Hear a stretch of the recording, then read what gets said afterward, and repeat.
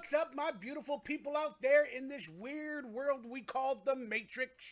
I am your host, the alien known as the human name of Michael Ray Bauer, and this is the first official Happy Aliens podcast. Well, what is this podcast about? It's about anything I want to talk about, anybody I want to talk with, any subject I would like to review, and I'd like to give you my feedback on movies, TV, film, pop culture, latest news, and talk to you guys. And it also has a hint of weirdness because I am considered a weird human being with either mental issues, body issues, speaking issues, a lot of issues. That's what the Happy and Alien podcast is all about. And I hopefully will go live each and every Thursday night around 7 p.m. We got a late start today, 7 minutes to be exact. But hey, we're here and we ain't going nowhere. Y'all like my shirt? In the chat room, let me know where this shirt is from and who it's representing. Even though it is a holy shirt, because we're representing the blessings out here today. All right, we got an interesting show for you guys today. Members only got the exclusive interview this past weekend of our first ever guest. And by the end of this episode, I will let you guys know the time and date for our next guest, and I will reveal that secret at the end of today's episode. But first, let's get some housekeeping going. And we gotta sell everybody everything because you cannot make a living off of YouTube by just doing a video or a show. Because they happen to get flagged, demonetized, and you have to live off of the support of amazing people like you all. And we got CDX online, David's Parmacast, Queen Mother, Phil McGroin, Shauna Odell, Neba29, and Robert J. Dupreez is out there representing on this live podcast. And here we go. Please do me a favor. If I've earned your subscription, please consider subscribing. Let me get the dang graphics going. See if I can get them to play. Please hit that subscribe button. Consider hitting the like button and the subscribe, and consider becoming a member of this channel for exclusive content. You're going to get day early content. You're going to get interviews as they happen live. And you're also going to get some discount codes for merchandise and all that other stuff if you become a member of this channel. I think it's only a couple of bucks. We do have membership tiers that go a little bit higher, and that's if you're able to support me even more. Plus, if you're a member and you ask questions during the show, I will know you're a member and I will see the question and maybe answer it and talk about it during the live stream. And just to let everybody know, if you do super chat or gift people with memberships during today's live stream, again, you can ask questions, give a comment, and it comes up in bright letters and I'll be able to see it. I do have the screen online of the chat room. So I just want to let y'all know I'm pretty much blind for the regular chat. But the money chat, guess what I can see? I'm sorry, that's just the honesty. So once again, please hit that like button. Consider subscribing to this channel if I've earned your subscription by the end of today's show. And more importantly, share, like, hit the bell for notifications when and if I go live, and all that other good stuff. All right. These are the best sellers from my merchandise store. Links down below. The Happy Alien mug was made for last week's show, and we literally sold 5 of them. I am so proud. We sold 5 Happy Alien mugs right away. It is now on the bestsellers list. But there you guys can see the bestsellers from my merchandise store down below. please check out the store, and I'll put a little video on where you guys can see a little bit more of what's going on in the store. Sorry, let me get my video going. My technology ain't the best like you've all heard about. Come on. There we go. Let's get the video going. We just added some autographed Wonder Years photos from my episodes, or from my famous episode. You can get it autographed by me for about 25 bucks, personalized to you. That is a new addition to the store, guys. That's a way to represent nostalgia and retro goodness. We also got, for this episode, the special Happy Aliens t-shirt. We also make you a live video where we roast you and talk about you. I'm doing pretty good, y'all. Look at my reviews. I got 100%, like 150 reviews, and people love me. So thank you guys for the support and the donations. And there's my Cameo. You guys can pick that up, check that out, and that way it supports me a lot, and I appreciate y'all. And again, go to the website and the merchandise store down below. And we also have my home collection, which not a lot of people know what that is, but whatever I'm selling from my home, maybe a one-of-one, like a special item, it'll be on there. Like we just sold the Wonder Years used script the other day. And we just sold the Wonder Years used script the other day. And it was a one-of-one, and it sold immediately. It was autographed with photos, and it was a used script on the set. And we also got another autographed Willie's VHS and a photo from the Willie's. I was able to get another one of those Willie's VHSs in, and it's a what called a rare VHS. It has the red stripe on the VHS, and you guys can pick that up. That is about $100 because it's a rare VHS. It's autographed by me because I star in the movie, and it comes with a photo personalized to you, and it's about $100, and it's only a one-of-a-one. So pick it up. Consider picking up from my home collection. And you guys, every week I'm going to be adding at least one merchandise or t-shirt or autograph photo to the store, and I'm going to be adding more home collection type items in the button that you click called home collection. They are going to be one-of-ones, and I do let people know when they go on sale immediately on social media through Facebook, Instagram, and Twitter for the most part. So please consider subscribing to my social medias. I believe the links are down below, because that way when I put a home collected rare item online, you guys can pick it up right away. But I also recommend go to the store every day and see if anything's been updated. But for the rare items, again, I will post it on social media, because sometimes they sell out with the quickness when I sell my props, my scripts, my mementos.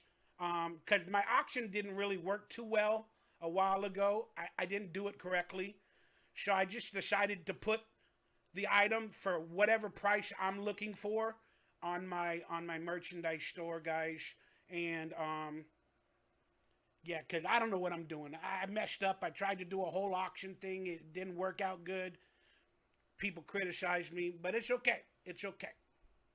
That being said, guys, go to my merchandise store. Go on my social medias, and you'll get all that information. I appreciate y'all. I love y'all. And check it out. Thanks for the support. And I do want to thank a sponsor for today's show. It is Freelance Flavor. They got rubs, barbecue sauces for all your barbecue needs. They got some good stuff for food and food making. And I have to use their stuff a lot. Thank goodness he sends it to me for free. But I put them with beans, because I eat a lot of beans and rice, and I use their rubs and spices for beans and rice. Then the occasional meat that I do eat, which I eat a lot of turkey meat. So they got some really good stuff. So you guys check it out, freelanceflavor.com for their stuff. All right, there it is, freelanceflavor.com, 10% off code BauerTime to get yourself some good stuff. All right, let's start the official show. This is the segment where I talk about some of the latest news that interest me, and our interview portion will be a little bit later. And this show is a work in progress. We are going to have hopefully better graphics in the future, maybe a different live stream company. I want to thank Brent Mania. He's online gift and memberships. One of my best friends and fans of this channel. Brent Mania 89 representing for everybody, always supporting. I love you. But the show is going to be a work in progress. Music might change. Graphics might change. As I try to build myself and learn how to do this at a better pace with better technology. And the more and more that we continue doing this and I continue being consistent, again, hopefully we can make something out of a small little, channel and a small little podcast from my perspectives. Okay? And we'll talk a little bit more about how I have to interview guests when we get into this week's guest, which is Brendan, aka WETMOVIE1. Members have already probably seen the entire uncensored broadcast, but you guys are going to see the hot takes in a little bit from that interview. So this is the segment where I talk about the latest news, pop culture, things that interest me, that I kind of want to hopefully find my groove, because I kind of want to start doing comedy again. So I got to learn how to speak and critique these things with a comedic take. Get my acting skills on, get my blood flowing, and again, try to be funny instead of being serious, which I tend to often be. I need to get back to being funny and silly instead of serious and depressed, if you know what I'm saying. All right, so here we go. We got Rebel Raider online. He's a member. Thank you for saying hello. Brent Mania's, like I said, Brent Mania's like dishing out memberships, like just bam, bam, bam. And with those memberships, you guys can watch all the exclusive videos, guys. You guys can watch them. So thank Brent Mania. Log on to his channel. Become a friend of him. He's an amazing dude. So here we go. So in the latest news, politically wise, we have the Iowa caucus. Why do they call it the caucus?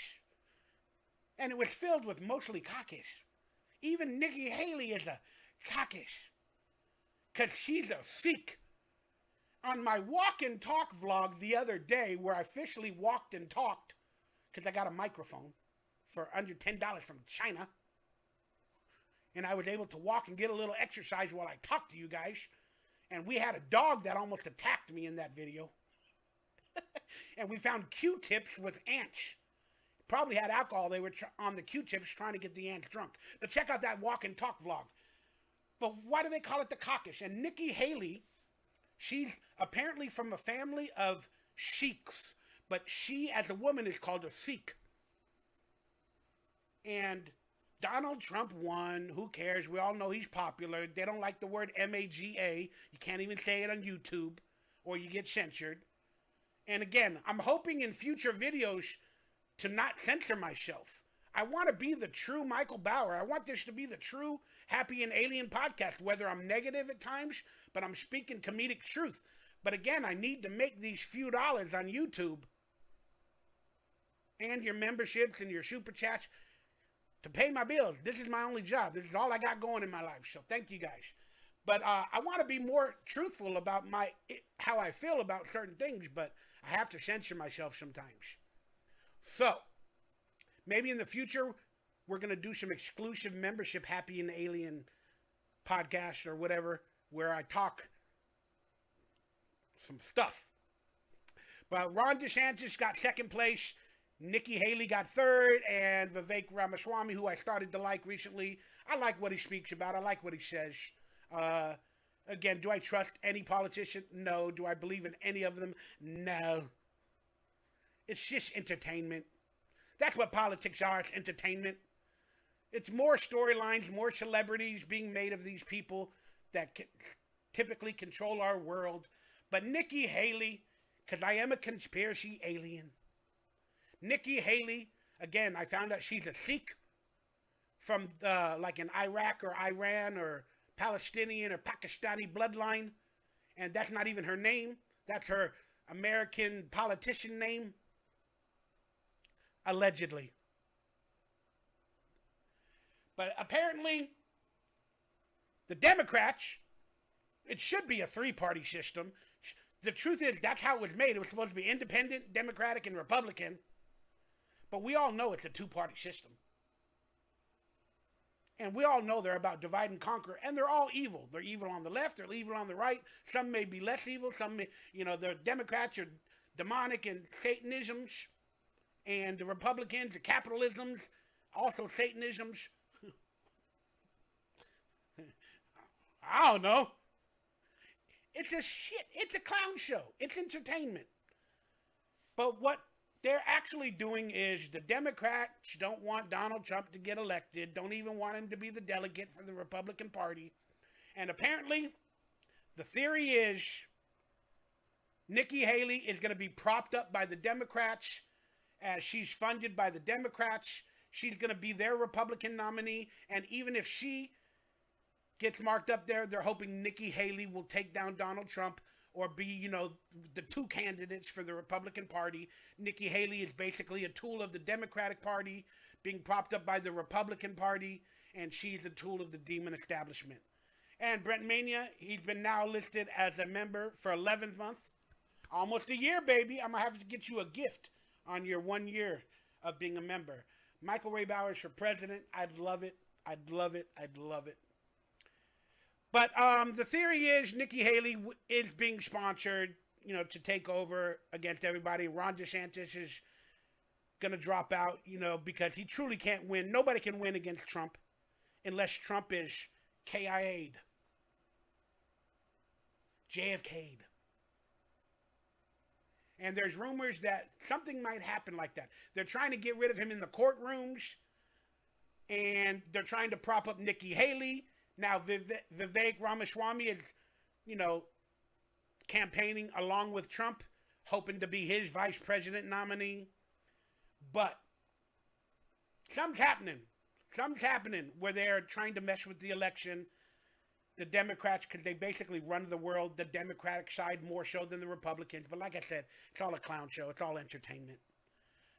But they're going to do all these things, publicly for Trump to try not to get elected. Then if it comes down to it, they may have to do an event. And I'll leave it at that. But the Iowa caucuses are happening. And now we got the New Hampshire caucus. And then we're going to have the, California caucus. The New York caucus. The Delaware caucus. Ohio caucus. Then we're going to have the whatever, and then the election. I don't know. Hopefully I'm alive. Hopefully I'm still living in an apartment because they just raised my rent. That's right. I got a rent increase noted, and I've been getting them yearly now for the past 3 years. And I'm barely affording my rent as it is right now. Ridiculous. Ridiculous living in California. What a segue. What a segue. I just did a segue. Did you guys catch that? I said, it's ridiculous living in California. Then I brought up the debate that begins in California over tackle football. That was called a segue in the business. It's where, in comedy, you got to put two things together. You got to put two things together, and you got to do it like a segue. You got to lead people in, and then you lead them out to the next joke, and then you lead them in again. It's a segue. But out here in California, can't afford you. Let's call it Little Mexico. Was that being racist? I don't think so. Just saying, it's Little Mexico out here. There's now a debate about tackle football where they want to ban tackle football for kids under the age of 12. I love football. Is this going to mesh with the future kids learning how to tackle? I don't know. Is it because California kids and California, the Democratic community, is a bunch of pansies and insecure people like me? I don't know. It's an interesting topic, guys. I mean, I can see the pros and the cons of banning tackling for kids under 12. I truly can. I've been around football most of my life. I played youth football. I played high school football, not that well, not that much.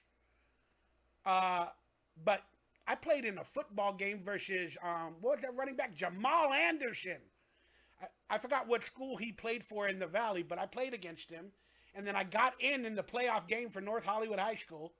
And, man, I had a good week. That was a good week. A lot of people have heard this story before, but we had injuries at the linebacker spot, and I was like third string offensive lineman, a right guard.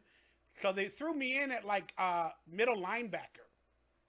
They were like, all right, you fit the profile. They threw me in at middle linebacker because we had so many injuries, you know, in practice. And then the running back just ran in my area, and I went. And then he fumbled the ball. The running, when I tackled him at middle linebacker, he fumbled the ball. Then a couple plays later, they threw to a tight end running across where my area, the middle linebacker, and then I batted the ball down. My two best plays ever in football. So we went into the game versus, I believe it was Bell. It might be Modern Day. Forgive me, guys. But it was a playoff game. We were losing in that game. I don't know, probably 40-10 with like 4 minutes left. And coaches put me in the game. We had injuries at linebacker. They didn't want to put me in at right guard because I was a commodity. But they saw me look good in that one practice. So they put me in at middle linebacker in the game. Sorry, let me take a breath. So they put me in at middle linebacker. And then Jamal Anderson, he ended up playing for the Falcons in the NFL, trucked me, hit me, dragged me like 7 yards into the end zone for a touchdown. So I got trucked by Jamal Anderson. And then many years later, I hit him up on Twitter or whatever, and then I told him, hey, I was a guy, I don't know if you remember me for your final touchdown versus North Hollywood. You trucked me or whatever, and I'm also an actor or whatever. And he's like, oh, I recognize you. Like, he wrote me back on Twitter. I have that Twitter somewhere. I should send it. But hey, I can see the pros and cons for tackle football being banned. Kids under 12, you don't want them to get injured when they're just learning how to play football. You don't want them tackling, so they're going to play flag football if it gets passed. But after 12 years of age, they've kind of grown up a little bit. But they're going to be really afraid to hit in the beginning when they're 12 years of age. You know, going through the Oklahoma drill and all that. They're going to be really, really afraid to do that. But again, I can see the pros and cons for it. And I have to be honest with you guys, even though I hate how California gives participation trophies to everybody, I kind of see this as a win. You know, for kids, they can only play tackle football over the age of, 12. I kind of see this as a win. It might bring in more, kids that want to play because they have to wait till they're 12. Kind of like me for, Glee Club. I had to wait till I was a certain age or 5th grade to get into Glee Club, and then that propelled me to become an actor. So there might be some good stuff from this. So I have to be honest with you guys, I'm for this. It seems like a good thing. If you have any concerns about this, why it could be a bad thing, please let me know in the chat or whatever, and we can talk about it. But I think it's a good thing. It's my opinion. Antonius Andrioitis said he's welcome. He is now a Bauer fan, and he became a member. Thank you very much, Antonius Andronitis. We got Helgi23 online. Naysayers, what's up, dude? And Michael Zarko and Helgi23, just to prove this video is live. All right. One thing about, living in California is can't afford a home. Seems like your rent is getting wrecked. Your home rent is getting wrecked. You see that? That was another segue for Ariana Grande. That's right. Apparently she's a home wrecker. Many people know this story already, but I didn't. I haven't watched Ariana Grande since ever. I know who she was. I've heard about her. I heard about her licking donuts in a donut store. All her controversies, dating Pete Davidson, writing a song about Pete Davidson, dealing with the foot fetish from the guy from Nickelodeon, allegedly. Trust me, it's a bunch of the foot fetishes from that guy. in all the videos. Then he even got fired from Nickelodeon. Daniel Snyder, that's his name. He got fired from Nickelodeon. Then he ended up, not working with Nickelodeon anymore because of the controversy. But then he ended up doing a Kenan Thompson TV show on NBC, directing it. And it says his name is Daniel Harmon, or Daniel Snyder, or whatever his name is. Forgive me, guys. My brain is mixed between football and Daniel Snyder. But he did a Kenan Thompson TV show where he directed it, post Nickelodeon, working with Kenan again. And then in the opening shot of the pilot, or the first episode for that Kenan Thompson NBC show, I forget the name of it, where he's a father, they show kids in the bed with gigantic feet. That's the first shot for that show. Was Daniel, whatever, Harmon Snyder, whatever his name is, Dan Schneider, was he saying something to everybody about the controversy? Was he saying something? I bet you he was. Whoopsies. And again, guys, if we have tech problems during the show, please forgive me. It happens. Last week, the internet shut off. It was getting real slow because it was in the middle of the night. But let's hope it doesn't happen. But Ariana Grande, apparently, hey, we got Joshua Chambers. Love the energy. 2024 about truth and awakening. God is great. We all have to have God in our life. Whoever you consider God. As long as you have a God or something in your life to look up to, I represent you. I resent you. I resent you. Represent you. I appreciate you. God is great. Whatever your God is. I'm not here to judge. There's a lot of gods. I mean, as a conspiracy theorist, that's the only problem. And I used to grow up religious. And I used to be really religious. Not so much anymore. I don't believe in man-made religion or churches. I just believe God is within me. And I don't know if it's Jesus, Jehovah, whatever the gods they say there. I don't know. You got to question these things. The Bible is a book made by men. Men are evil. The Bible is filled with stories. They keep recreating the Bible. There's a this testament, a that testament, a New Testament. There's Dead Sea Scrolls that prove this. There's the book of Noah or Enoch. The book of Enoch that's not even listed in the Bible. Like, guys, I don't know. Hey, but God is within you, whatever God you believe in. As long as it brings you to feeling blessed, feeling humble, it's a good thing. We'll leave it at that. We'll move on to homewrecker Ariana Grande. Apparently, she got married, cheated on a bunch of people. Then she married SpongeBob from Broadway while he just had a kid with a girl. He was married, newlywed, had a newborn baby with this woman. But he was working with Ariana Grande on a musical. I think it was Wicked for the movie. So they were castmates. And they decided to hook up. And she hooked up with SpongeBob. And then he left his wife for Ariana Grande, who she was befriending the wife earlier. And she just got finished getting divorced from her husband. Right after dating Pete Davidson. That's some grade A PUSSY. Are you down with OPP? Yeah, you know me. You down with OPP? Yeah, you know me. Who down with OPP? Every last homie. What does OPP mean? When I was growing up, I really didn't know. Other people's privates. Other people's PNSIS.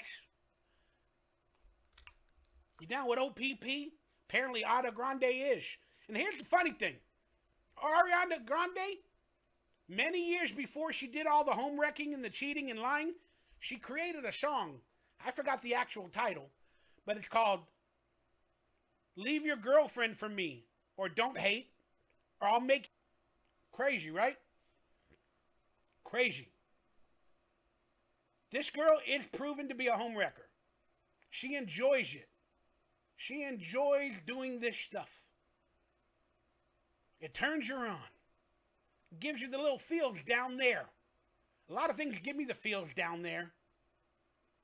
Even just looking at a naked woman gives me the feels down there. But she's getting the feels monthly, but the feels are going to wear off. And who's her next homewrecker going to be? I don't know. It's going to be fun to watch. Going to be fun to watch. Let's see if they have a kid. If he has red hair, because she looks like him now. She's dressing like her new boyfriend. I forgot his name. Ethan Stark. Ethan Staley. I don't know. But they look like each other now. They're literally... She loves Broadway and musicals, and that's one thing I like about her. She sings beautifully. And I love musicals, and she can tear up Rent. She can tear up musicals. And I love hearing her sing. Should I be a C-U-C-K and watch her F-U-C-K? You down with OPP? Yeah, you know, Donkey. Independently Blind. I love what you're doing, brother. That is a good friend of mine I haven't talked to much recently. His name is Jason Smith, better known as the Oakland Knight as well. On my Raider channels, I love you, brother. Thank you for saying hello. Hopefully this video, this message finds you and your family with blessings. Thank you for always being in my life and being a great presence, brother. You are a Class A friend and partner. All right, let's go on to the next interesting story. This is kind of interesting, guys. Okay, we all know in America, criminals are getting away with everything, and they call it a democratic society. Well, in Canada, blame Canada, blame Canada. Here's what's funny. Canadian police warned that posting videos of alleged package thieves or thieves of any matter could be a violation of that thief's privacy for defamation. So, let me lay it down for the people that ain't understand what I'm putting down or what they're putting down. If you got a Ring camera, you got a liquor store camera, you got a camera to film these criminals and these thieves, and if you post it online for clicks, they get a lot of views. If the thieves or anybody show their face or have their face in it, the Canadian Mountie Police are warning that you could be sued for defamation. I mean, not only were you robbed, you were thieved, you were taken advantage of, you lost money, so you tried to recoup it by posting the video, sharing it with the Mounties and with YouTube to hopefully catch this person and to make a few dollars back because you were stolen from. But now the thieves can sue you. Hey, that's defamation. They're trying to show me as a criminal. And it ain't even me. It might not even be me. So the Canadian Mountie, whatever, Benet Richard, went on and said to the entire community, hey, you guys need to, I don't have the video here with me. I didn't have enough time to find it today. But he's like, hey, y'all don't post it. You can get sued for defamation. You cannot post the images yourself because you have to remember, in Canada, we have a presumption of innocence. The police officer warranted. Well, people are saying, well, that's Canada. It ain't going to happen here. It's already happening. We got the guy on the train in New York who apparently KIA'd what they thought was the annoyance, the criminal. People are being attacked in liquor stores and they're attacking back. Then they're going to jail. Some robbers are home invasioning people. There's a video out here in California where there's a man coming home and he's got a nice little home and he's got nice cars and he was being stalked by criminals. And he drove home and he parked his car. Then he was walking to the front of his house. Then thieves or whatever tried to break into his home while he was opening the door, jumped over the fence or the concrete, and then he had video cameras. And then they ran up to him with a gun, like in the hallway to his house while he's about to open the door. Then he turns around and sees them. He had a gun on himself. Oh, I can't even speak these words. I'm going to get flagged. He had a GUN and he turned around and started shooting them. Right? I think he shot one of them. Then that guy went to the hospital or whatever. Then they arrested the homeowner. They arrested the homeowner because the robbery hadn't occurred. It wasn't a home invasion officially, even though they had a GUN in the video. He got arrested. And he got fined like a bunch of money. Like, it's insane. The criminals are running the world. They're getting away with everything. We talked about that criminal last week in court. I don't deserve to go to jail. And the judge said, yes, you do.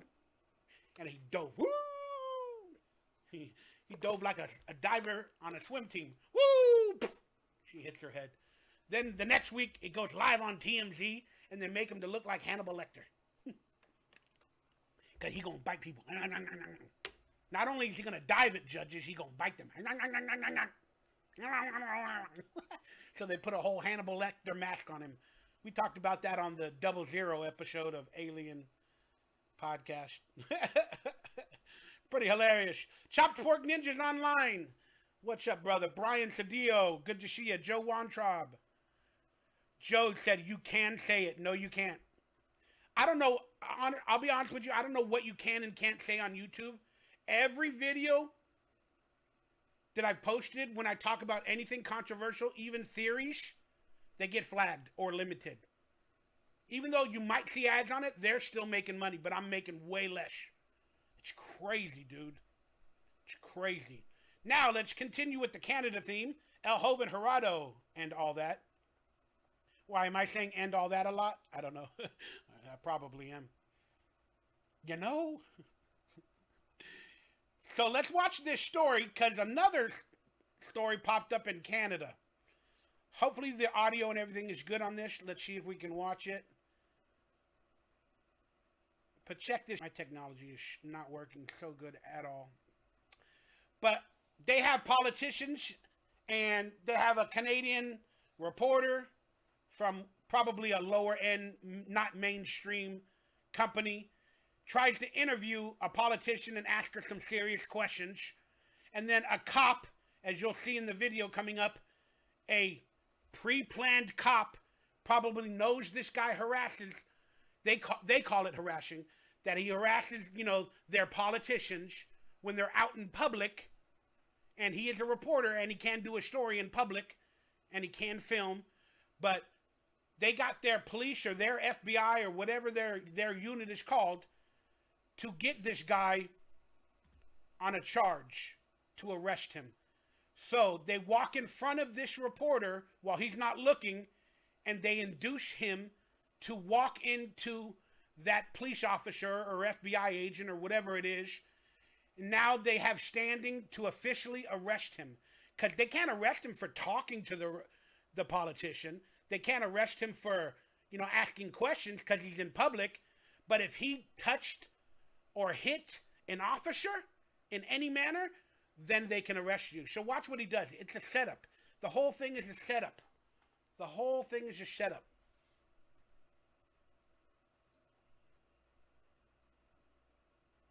Look, see? The cop, they walked into him, he accidentally hit him, and now they're arresting him. See, here, doing? You're being arrested. Hey, what are you talking about? Hey, I didn't do nothing. Yes, you did. You're being arrested for touching a cop. You can't do that here. And then they had the cop car already available. Look, it's parked. Yeah, let me get in the cop car. Yeah, I don't care. You hit me. You touched me. Yeah, that's right. Hey, you know, you got a nice little hairdo. Why is it gray? Is it officially? Hey, you hit me. It's insane, right? Look, they were prepared and everything. This could be a psyop. I don't know. So they can start arresting American reporters or whatever. But it's pretty interesting, guys. Brian Cedillo, where's Wet Movie at? Well, again, his interview is coming up.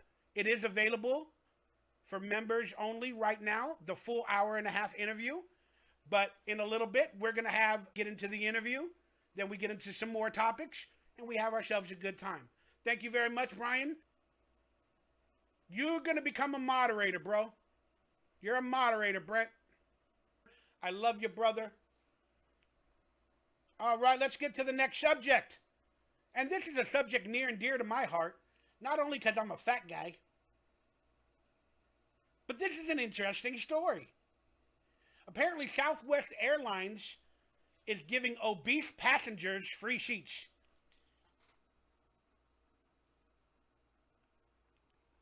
I mean, I don't know the truth of this. And how do they consider what obese is? I mean, I'm big. There's people bigger than me. There's people bigger than them. And there's people smaller than me that are still technically obese in today's society. But how does this work? Do you have to not fit in the seat, when you sit down? But I would love a free seat. Because the truth is, people don't like sitting next to people like me because I probably smell. I'm a little bit overweight, and whenever I move my body, I probably hit them. So this is a good thing. People are getting mad about it. How dare they give free seats to obese people? I understand it. It pisses you off because you're a skinny person, and you pay all that money, and you have to sit next to, obese people. And you guys are complaining, oh, why are they getting free seats? Well, think about it. If they don't give obese passenger free seats, then you're going to have to sit next to them. Because if an obese passenger gets a free seat, I don't think they mean a seat down the plane. They're probably going to get the free seat next to them. So they got much more room to maneuver their fat bodies. So as a skinny person, you should not be complaining this from Southwest Airlines. This is a good thing. This is a good thing. So you don't have to sit next to the obese people. Because all the skinny people have to only buy one seat. Now the obese people get an extra seat. So they're going to sit by themselves. And they're going to have distance, either to the left or to the right. But if the obese person is in the middle of the seat, and they got a free seat to the left, what's going on with that right seat? That's where the one skinny person is like, oh, damn. Oh, damn. They got the free seat over there, and I'm in the middle angle, and I go, oh, damn. That's the only people that complain. But let's be honest. 50% of the skinny people should be happy that Southwest Airlines is giving obese passengers free seats. But I keep watching the news, and the mainstream narrative is like, they're mad, they're upset, how dare they? Oh, it's costing us more money. We have to pay. Why don't we get a free seat for more room? It's a good thing. Now, regular people deserve cheaper luggage.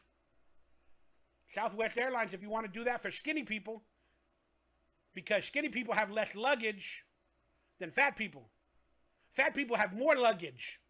Their clothing is bigger. Everything's bigger for fat people like me. So give skinny people a discount, and it won't cost the airlines that much on luggage. You get it? The fat people are already getting free seats, but their luggage for fat people should stay the same or go up. Now, for skinny people, they're mad about obese passengers getting a free seat. Well, give them cheaper luggage.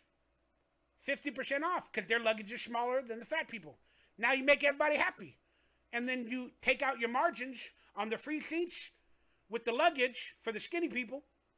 And you get your money back, Southwest Airlines. Bam! I was just your CEO. I just added to your bottom line. I made everybody happy. I made obese people happy. I made skinny people happy. That's why it is the Happy Alien Podcast. And hopefully by the end of this episode, in some form or fashion, you're actually a happy alien. Damn, there you go. All right.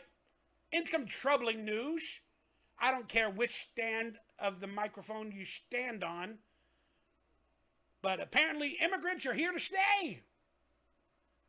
Well, with the elections coming up in an election year, and again, we mix politics and pop culture and whatever we want on this show. Apparently, non-citizens are going to possibly be able to vote. Help that make sense to me. That goes against the laws governing what America was built on. I don't have a problem with immigrants. This country was built on immigrants. Let's be honest, it was.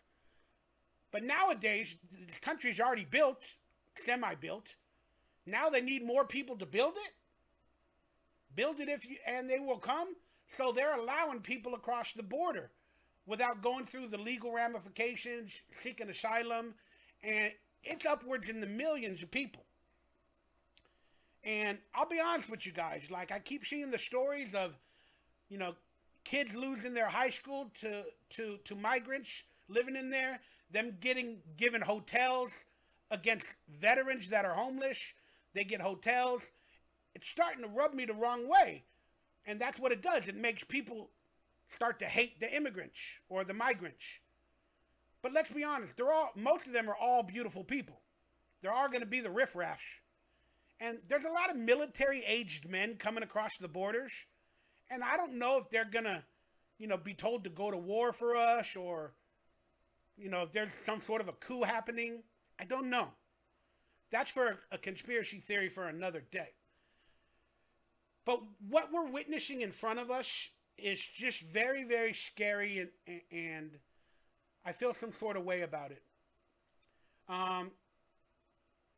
They call our elections free and fair, but we all know they're not. And now they're voting on whether non-citizens can vote in our elections. And a lot of states are having marches and protesters saying immigrants are here to stay. Let us vote in our community because we're still going to live here while we try to seek asylum or, you know, become a part of America. So we deserve the right to vote in the meantime. Well, the whole point of coming across legally is for the right to vote and to officially be an American citizen. So this, if they allow this to happen, it is just proof that the elections are rigged. And then they're bringing people across and they're allowing it to happen and they're not stepping in because they want to keep possibly the Democrats at bay because they are the party of the migrants, the party of DEI. The Democratic Party are the saviors of every community. And we all know that they want to win. So they have to let in 2,000 illegal, or 2 million illegal migrants into this country, then give them rights to vote. So if 2 million migrants end up getting voting rights as non-citizens,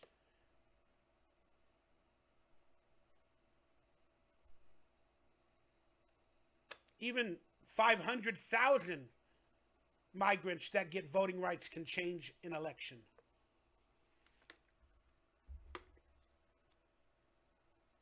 Guys, go watch 3,000 Mules.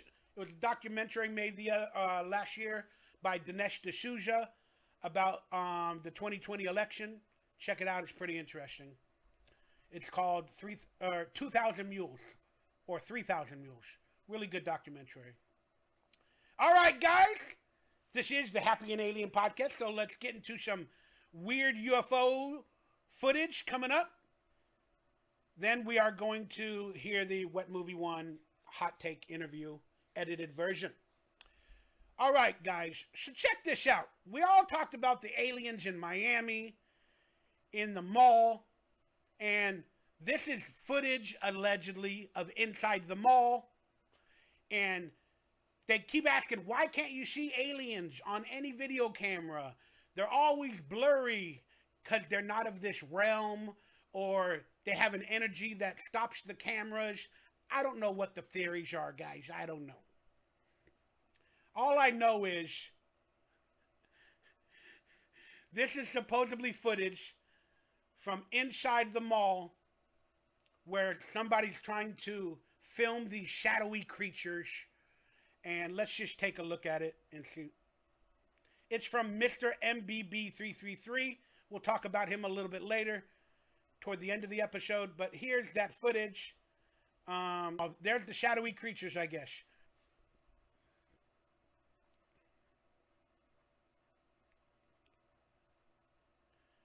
Let's see if there's any more footage. I thought I edited this. Give me a second. Oh, yeah. So they're zooming from inside the mall. They're trying to figure out. They all look like shadowy creatures just wearing black. So I wouldn't even call them aliens from this footage. Aliens like the Nephilim or whatever we talk about in conspiracy circles. And the Nephilim is being talked about. It's trending on Twitter and whatnot and so forth. Well, apparently this is in Brazil of somebody on a hill taking video footage of supposed aliens. And in the video footage that you can see, it looks like that might be a ponytail or their hair. But look how big the arms are, guys. And this is supposedly like an 8 to 10 foot tall, either alien, Nephilim, or some sort of creature on the top of the hill in the cave. And there it is. But they're also saying that he has like a tool, you know, like an axe or a tool over his shoulder, because you can see like maybe a tool. But there it is. They're trying to say this is an alien, and it's just pretty interesting footage, guys, because that's what the talk on the mainstream media is about nowadays. And then apparently there's clouds in the sky, and we'll continue watching this. But people watch the skies and UFOs, and these are like images of clouds that are interesting that people take. These are actual viewers of that guy's channel, or, you know, regular people. And what are these cloud formations? And I'm just going to bring this to you guys real quickly before we watch the rest of this footage. Clouds are fake. Do you remember clouds looking like this 20, 30, 40 years ago? I don't. They got new clouds every week. There's a new definition of a cloud. It's a rolling cloud. It's a thunder cloud. It's a this cloud. It's a, you know, all these little clouds. They don't look like clouds, bro. They look like man-made, military-grade, man-made holograms or cloud cover. Maybe, like in all the movies, like the Marvel movies, there's ships in the sky covered by clouds. Whether it be alien ships, military ships. Clouds are not what you think they are. Yeah, there is real clouds in this world. But most of the time, when you see things like this, look how the clouds are shaped and formed. Then you're going to know that don't look like a real cloud from 40 years ago. When I looked at the blue sky, when the sky was blue. So you guys got to rethink clouds. I'm just saying. Open up your mind. Something is happening. Always be looking above, besting guys. This is some real fascinating stuff, man. They don't. It's like some sort of chemical that creates that look. There's ice walls that they created in the 50s to go to war to cover ships in the ocean. They created ice walls that look just like this. Look at that. Dude, it's insane. What is that? Pretty interesting, guys. Let me know what you think this could be. If you want to debunk me, debunk these viewers, what do you think it truly is? Are clouds real? Are these alien ships being covered by JJ? We had a lot. I did a video about it. Look at that. Those ain't clouds. What is wild, y'all? This is wild. That's being built. You know, like Grand Theft. Pretty interesting. And Brent, be careful who you let people, you know, debate and get mad or whatever. But if they're really, really being trolly, you can always ban them or put them in timeout as a moderator, brother. But, you know, let's respect people. Let them give their opinions as best as possible. So there it is, guys. That was my interesting footage for this week. All right, everybody. Apparently, everybody's waiting for the WETMOVIE1 interview. Well, again, I have the full uncensored interview for members only at this moment. It got flagged, it got censored, and knowing that I was gonna put that interview on the podcast, I don't know what got flagged. So I had to edit the version, and I'm giving you guys a 35-minute version of it, and hopefully it doesn't get flagged. but I wanted to give you guys an interview. And I know a lot of you want it to be, why ain't it live? I did it live on Saturday evening for my members only. People don't like that when I do that, and I apologize, but that's how I have to run this show and this channel at this moment, because I want to give content to my members because they're spending their hard-earned money to support me. So I need to give them more exclusive content. And the only way I can do that is when I do an interview with a guest, I do it live for members only. Okay? But eventually I will release the full podcast or interview of every guest, but it might not be for a couple of weeks after the podcast is aired. That way, everybody, if you don't have the money to become a member, which I do understand, and if Brent Mania has not gifted you a membership, you can still watch the full interview, but unfortunately, it will be delayed. And I know you guys want to talk to a lot of guests and ask them questions. So like I said, become a member, and I'll update the interview at least 24 hours ahead of time for members only. Then you guys can ask questions when we go live as a member. Maybe for future interviews, I can do that publicly. But as of this moment, while I'm learning how to podcast, I'm doing it for members only. And then I'm going to have an edited version. Sorry for guys, it looks like my technology or internet is going a little bit in and out. Forgive me. Like I said, we're going to have those issues. But at the way I'm going, I have to do it this way. I am no longer going to explain myself. Consider becoming a member. You'll be hooked up with the interviews. And then at the end of this show, I am going to give you the name of the next guest. And also, in this video, you can ask questions in the, not the chat room, in the forum below. Okay? So, when you find out the guest for next week's podcast, which I'm probably going to do, I'll explain it. I'm probably going to do it on Monday. But you can ask a question in the public forum down below. Address it to that guest, and I'll read the comments, and I will ask him that question when I do the live podcast for members only. You get it? That way you can still ask him questions even if you're not a member. Okay? All right. But for this interview, we weren't able to do that because it was my first one. I'm trying to learn how to do it. But the uncensored full interview is on for members only.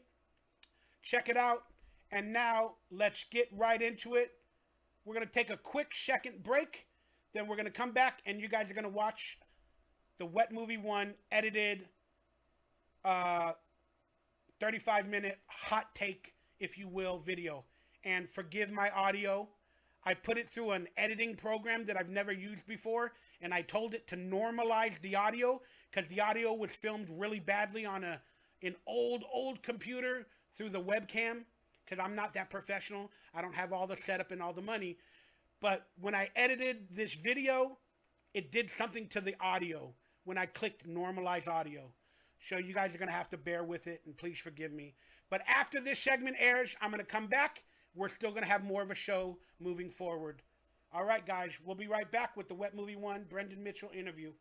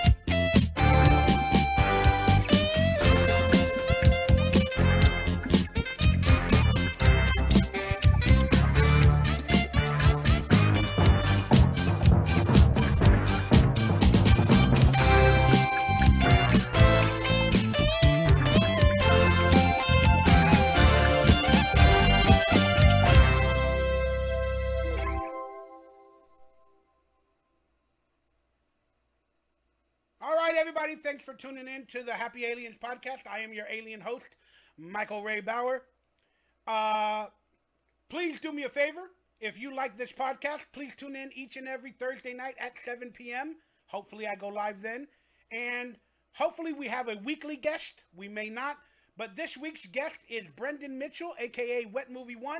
To get the full uncensored interview, it is for members only. So consider hitting that thumbs up, that like, that subscribe button. Consider becoming a member of this channel for exclusive early content and to be a part of the show. Pick up some merchandise from the links down below. We got new stuff daily. Hit the bell for notifications when and if we go live. And thank you for your support. And hopefully I earned your subscription. Now, and I will answer some questions after this interview for our fans. So stick around. But here, let's get into the edited 35-minute version of the WETMOVIE1 interview, and forgive the audio. I had some issues with the editing program and bad microphones.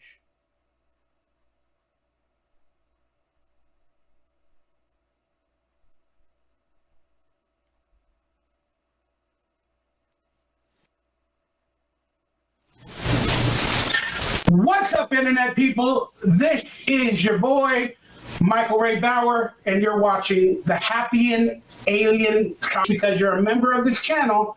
And whenever I do exclusive interviews, whether day, night, Monday, Tuesday, Wednesday, Thursday, Friday, you are going to get it and watch the full interview as a member of this channel. But in case anybody sees the rest of this, if you're not a member, it will be edited up to some good segments, and you'll watch it officially on the Happy and Alien podcast each and every Thursday night at 7 p.m. That being said, let's introduce my first guest, and I decided to make him the first guest of my podcast because he is a great friend. He's been through a lot, and I know you guys want major celebrities.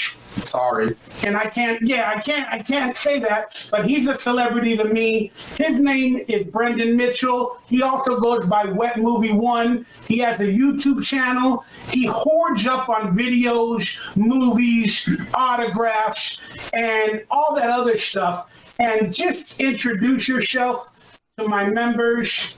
Hey guys, my name is Brendan. I have a YouTube channel named WETMOVIE1. Been friends with this guy for over a decade now, I think.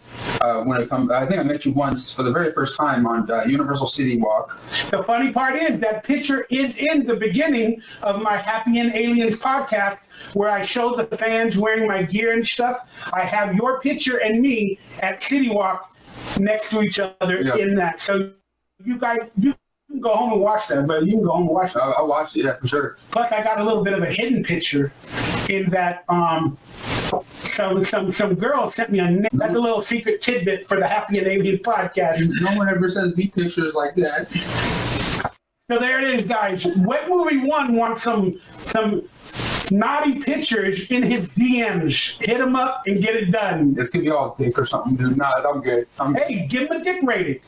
You know, tell them to send $2 to your PayPal and do a dick rating. Why not? Oh my God. Dick ratings are good. Have you ever done that before? A dick rating? No. Because I don't even want to look at my own dick and rate it. I don't think we can even see our own dicks, dude.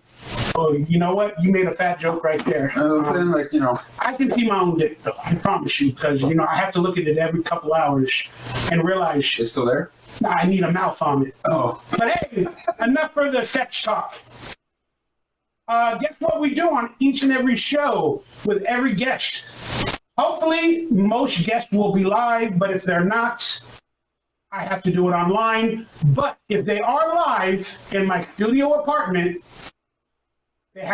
we got you going there. Now, we have to start this podcast off with a bang. Wait. You're going to take a shot of rum. Rum. And I'm not a drinker or a sports guy. Not to be confused with cum. You're going to drink a shot of rum. Oh, boy. You with the sex jokes. So there it is. Let's get you some. Do you want it straight or you want it with the orange juice? Orange juice. Well, we're going to do one straight. Okay. We're doing one straight. It ain't that much. Let me make me a little one. It ain't that much, but it'll get you going. So show it. It is legit. It's not water. I promise you guys. I bought this to drink.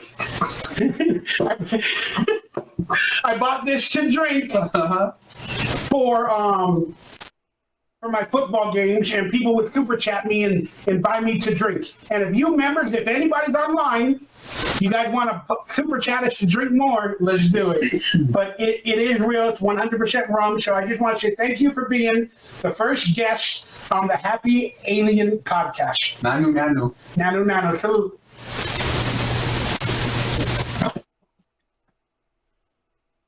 Gosh, Not that bad. oh, you know what? It's not that bad because I got it cold. I got it cold.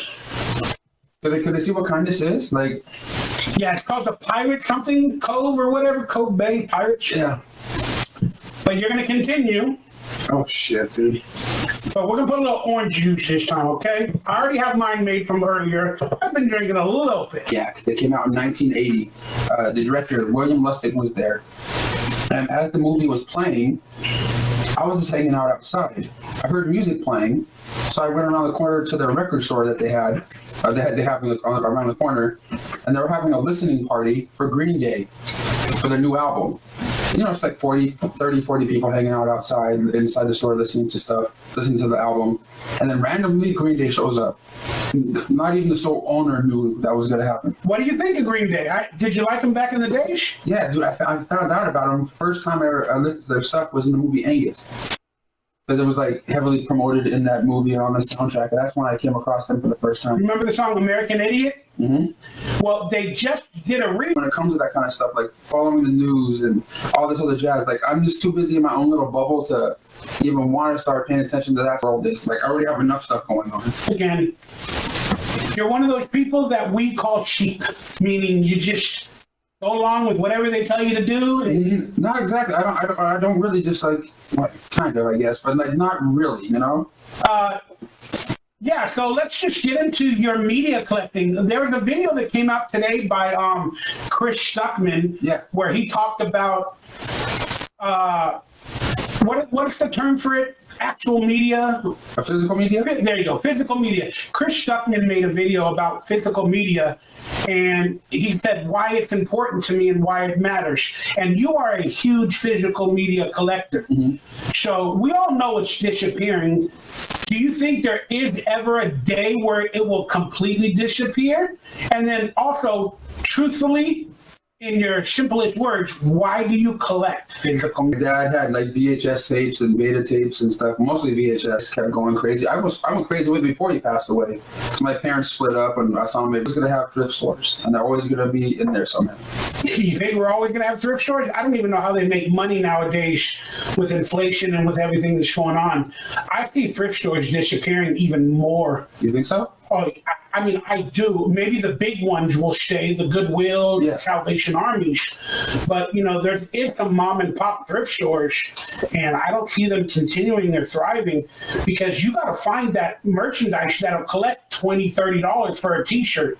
You know, that retro 80s Nike, Michael Jordan type shirt. Yeah, I think we have a good maybe 5 to 10 years of collecting when it comes to DVDs and Blu-rays and 4Ks and stuff, but only online. And when it comes to these boutique labels like Scream Factory and Vinegar Syndrome and such floating around. There's comic books too. They printed like 100 comic books of that, and I got one, but I don't know, I lost it during a move or something, or maybe I sold it. I don't even know, but I want to get that comic book back. But Devin Whitehead bought one online for I think a couple $100 somehow, and he took good pictures of it for me, and I can print those pictures and staple together a comic book if I wanted to. Devin, since we're speaking of him, man, Devin Whitehead is the guy that made the artwork for the Friday the 13th Blu-ray box set that Scream Factory put out. Great artist, too. Oh, really? He made it for Friday the 13th? I know he's done other movies, but that's crazy. Yeah. So storage unit for shit, and then sometimes I'd take it out. You literally have a storage. Well, that's part of the family thing now, but I don't know how to explain. What, they love living next to multiple tubs of they probably don't, but me and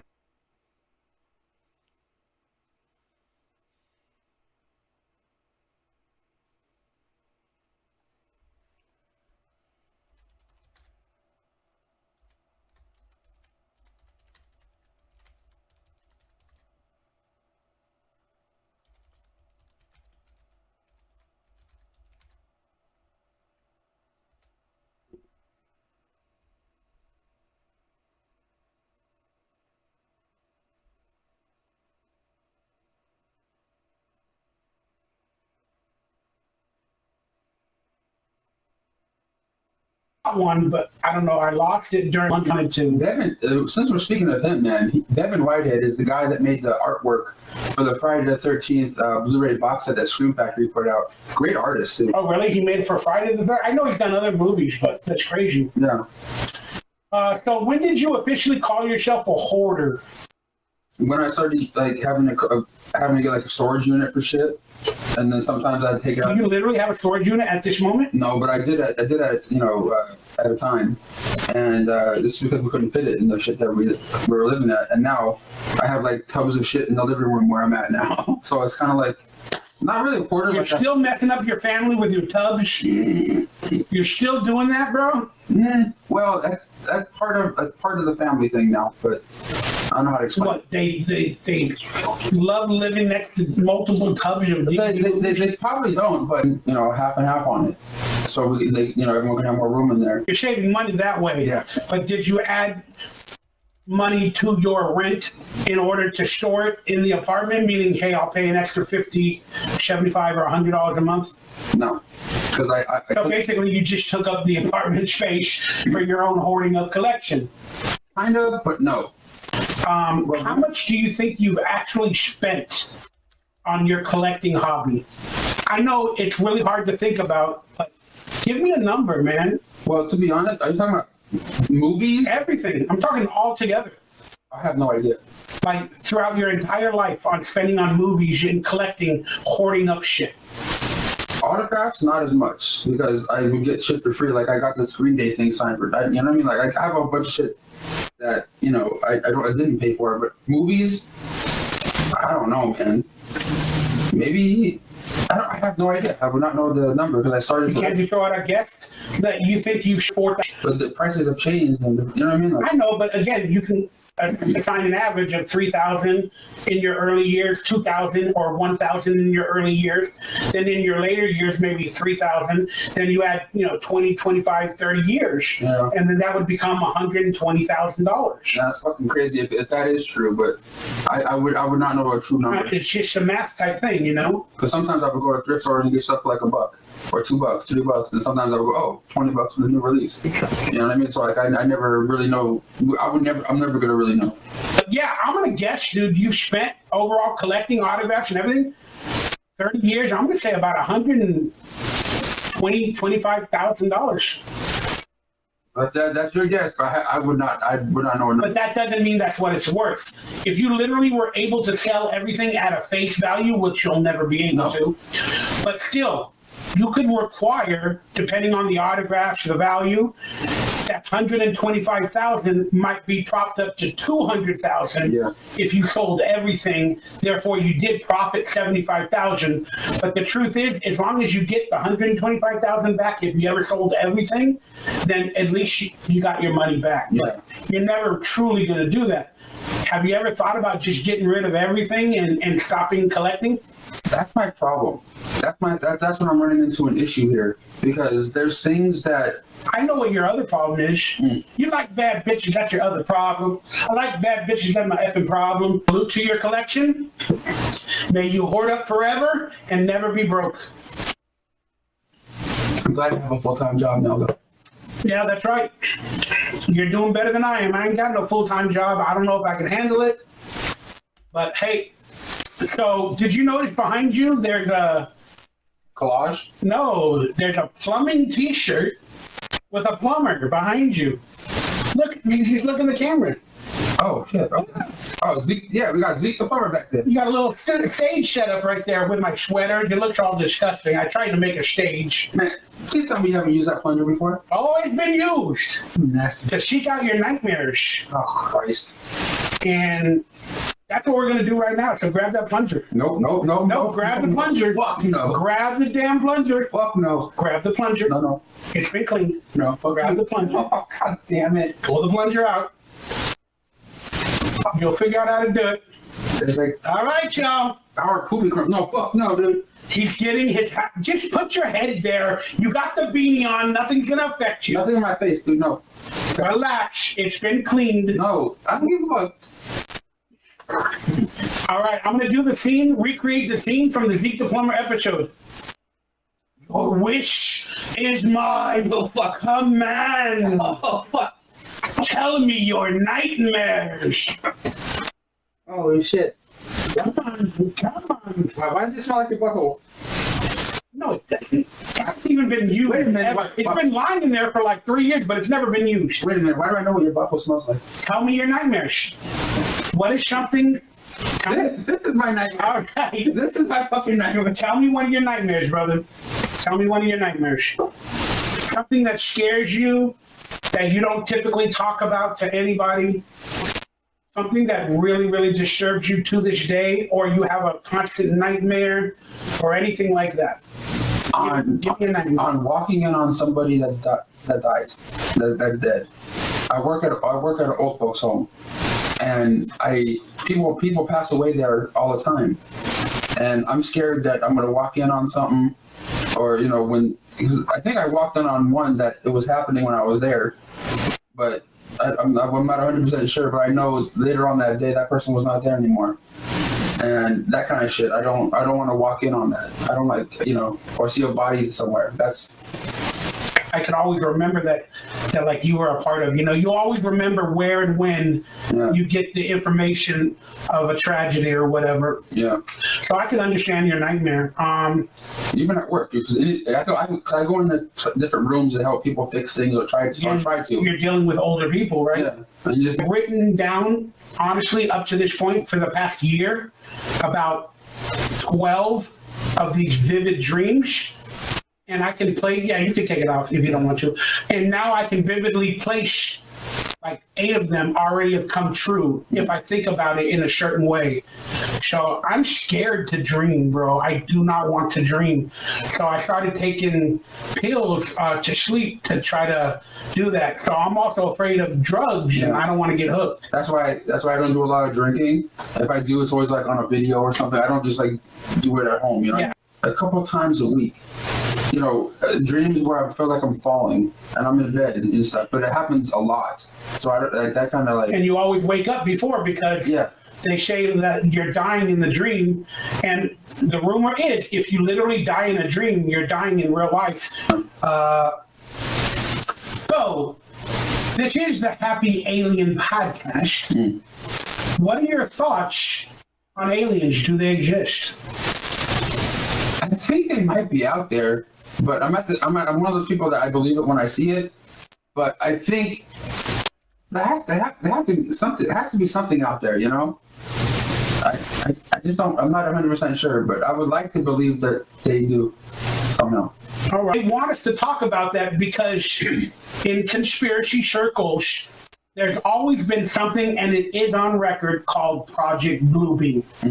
There's a project that is being run by the military and the powers that be of an alien resurrection and of like Jesus or an alien or something coming down and showing all of us that there is life out there, and it's a reimagining of we have to praise that God because they are either an alien or it's the third coming of Jesus, our Savior.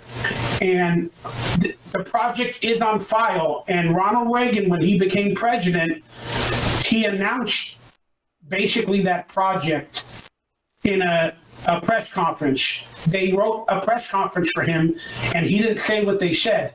In that press conference, he goes, maybe we as a world, as a society, we need an alien invasion to bring us all together. Because we're all fighting each other, but the minute we realize we're not alone, and there is something bigger and above out there, that we'll be scared for our race, that we will no longer have wars and we'll come together. And he specifically said, maybe we need to have an alien or somebody to do that so we don't have wars anymore. Well, we are at war right now. Some people call it World War III. Hola. So what do you think about this whole Gypsy Rose thing? Because this is all over like the social media stuff. Dude, I'm really disturbed. I made a bunch of posts on Facebook about it. I'm really disturbed. So like, why would the world glorify someone that wants again, they're glorifying. You're right. They're glorifying. I can't even speak. Yeah. You're right. They're glorifying and making her a celebrity post her videos where she's talking about her new boyfriend has the big D. All that, yeah. I mean, I don't watch everything, but like, it's kind of hard to escape it when you're on like Instagram or yelling at haters. TikTok and stuff. Haters, I'm famous now. Haters, I'm famous now. Like, this was all planned and orchestrated. People are calling her a victim. Oh, she was a victim. Her mom abused her. She paid her penance. She went to jail for 8 years. She paid her penance. Now she needs a way to make money because, you know, after prison, nobody can ever make money. So she's just taking advantage of the people that are using her and abusing her. So she's trying to get her money. The thing is, I don't think it's her. I just think it's the world that, you know, we live in these days. And I don't think it's her exactly. It's just people that are, you know, people on either side. Like, I don't hate her. I don't know her. You know what I mean? Like, it's just the whole thing is kind of ridiculous how, oh, well, let's follow this person now. Correct. And like, you know, 6 months from now, no one's going to give a shit. Again, she might end up being an OnlyFans girl. You know, 5 years from now, she needs money. She might be a rap artist like the Bad Baby Girl. Yeah. You know, once their fame decreases. But that's why I'm saying, like, the correct choice for her as a human being would be to, at this moment, yes, get as much money as she can. Sure, I would do the same thing. But then completely disappear and use that money to live off of and become humble and disappear. But right now she's enjoying the attention. Maybe she did it for money. Maybe she's trying to use the media to make money, but she's enjoying it, and you see it in her face. Is she using the media, or is the media using both. her? Yeah. Again, it can happen both ways. Yeah. Smart enough and allowed to go find a boyfriend to plot with him and to write upwards, downwards. They get everybody fighting each other on social media, and then, per what you said earlier, to distract you from either Biden or whatever, the immigration or whatever's going on, because now we're talking about Gypsy Rose Blanchard. Yeah. So let's continue with the Miami aliens. So, do you think there was aliens there? Did you watch any of the footage? I watched whatever's on TikTok, clip here, clip there. But how many cop cars in your mind did you count over there? I didn't count because I didn't care enough to count. I just looked at the video and it's. Would you say that you saw like 30, 40, 50, 60 cop cars? But no, but the last movie I saw officially in theaters, and just the last movie I saw was the Iron Claw, which kind of put me in this family, right? Yeah. The Van Winkles? No, the Von Erichs. The Von Erichs, forgive me. And that movie just, because I'm already a person that deals with depression anyway, you know, obviously with food and everything. But watching that movie just like put me in a weird state, like afterwards for a day or so. And it's about this wrestling family called the Von Erichs, the supposedly cursed family or whatever. That were really take a drink out of respect for the Von Erichs. Salute. Salute to the Texas Tornado. We got the Royal Rumble coming up. Yeah. I saw a commercial for that while I was watching football earlier today. Yeah. Got the Royal Rumble coming up. I don't really keep up with the wrestling stuff these days, but I do watch it when the certain events come on DVD or Blu-ray or something. I might watch that Royal Rumble. I think it's January 27th. I might watch that. 30 women in the ring. Yeah. 30 men in the ring. And the winners are in the main event at WrestleMania. Yes, sir. The Royal Rumble. Yeah. And when it comes to WrestleMania, I have a good feeling that The Rock and Roman Reigns are going to face each other now. I could see that because The Rock has the XFL and the USFL league, and they joined. They're now called the UFL, the United Football League. And right around WrestleMania is when they're going to have their first game for the UFO for him and his wife. Okay. So he's going to want to do publicity for that as well. So that's why he's probably back now. Yeah. All I know is the day I found out about Robin Williams passing away, that was the first celebrity death that made me go, oh shit. You know what I mean? Like other times, like, you know, you don't really know anybody. You know, like I don't know The Rock if he passed away, but Robin Williams, kind of affected a lot of people when he passed away. You know, all these people. Robin Williams. Yeah. I just watched that movie called, I forgot the name of it. I don't know, I just watched it about 5 months ago, so it's not that recent, but it was a movie where he was a photo store clerk. Oh, yes. That movie's disturbing. Yeah. What is it called? Photoshop or I forgot. photo booth? No. Damn it. 1 hour photo. There you go. 1 hour photo. There you go. I can't believe I didn't know that. That's a great movie, man. And that movie was disturbing, but Yeah. in that movie, like, and he also did a movie too, just before his death, Called World's Greatest Dad in the movie. where in the movie he does the exact same thing. His son. Did, yeah. And I was like, when I recognized that, I was like, that's intense. That's messed up, yeah. And that's called or they call that predictive programming. Again, you know, some say that he was by the elites. That's a thing called predictive programming. And again, this is the Happy Alien Podcast. So we go into realms that are not earthly, okay? That are not earthly. And what do you think of, I'm going to ask you something here. I've seen a lot of TikTok videos and YouTube videos now when people talk about death, right? What do you think about these influencers or TikTokers, YouTubers that use the word unaliving? well, they have to do that to get away with the algorithm on YouTube. I'm like, that to me, I get it now when you said that, but at the same time, I'm like, this is stupid. He got unalived today. Yeah, exactly. I mean, it sounds like a kiddie form of the word, but it's done for the YouTube and the content algorithms that were here before us, they're going to be here after us, that they're not from the sky, but they're actually from below the ocean, and they've been a part of us, and they're actually running the world. There's many stories where they were working with the American military in San Diego, the lizard people, and they created the Nazi army and all that to go to war, and that they're running basically the world. Those are all called rituals. You okay? I heard someone knock on the wall. Ah, fuck him. But I promise you that story is true from Jeff McFarland, that he was labeled to be on that plane. Coming in. Yeah. He has a golden ticket. Yeah. Literally. Yeah. The new Wonka's a musical too, right? Yeah. I'm looking forward to that.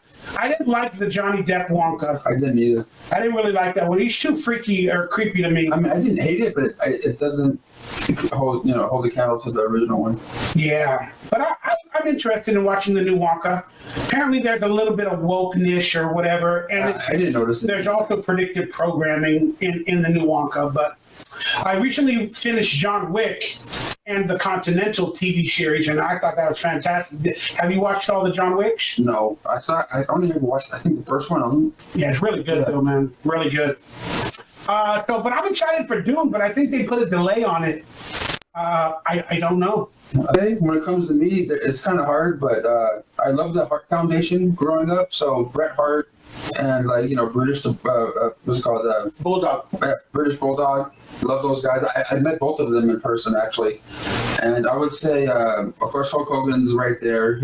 Hulk Hogan and Bret Hart were the two of the wrestlers I met that I was just like, that's like, Cat Williams recent interview. You probably haven't watched it. No, I did. You watched the whole thing?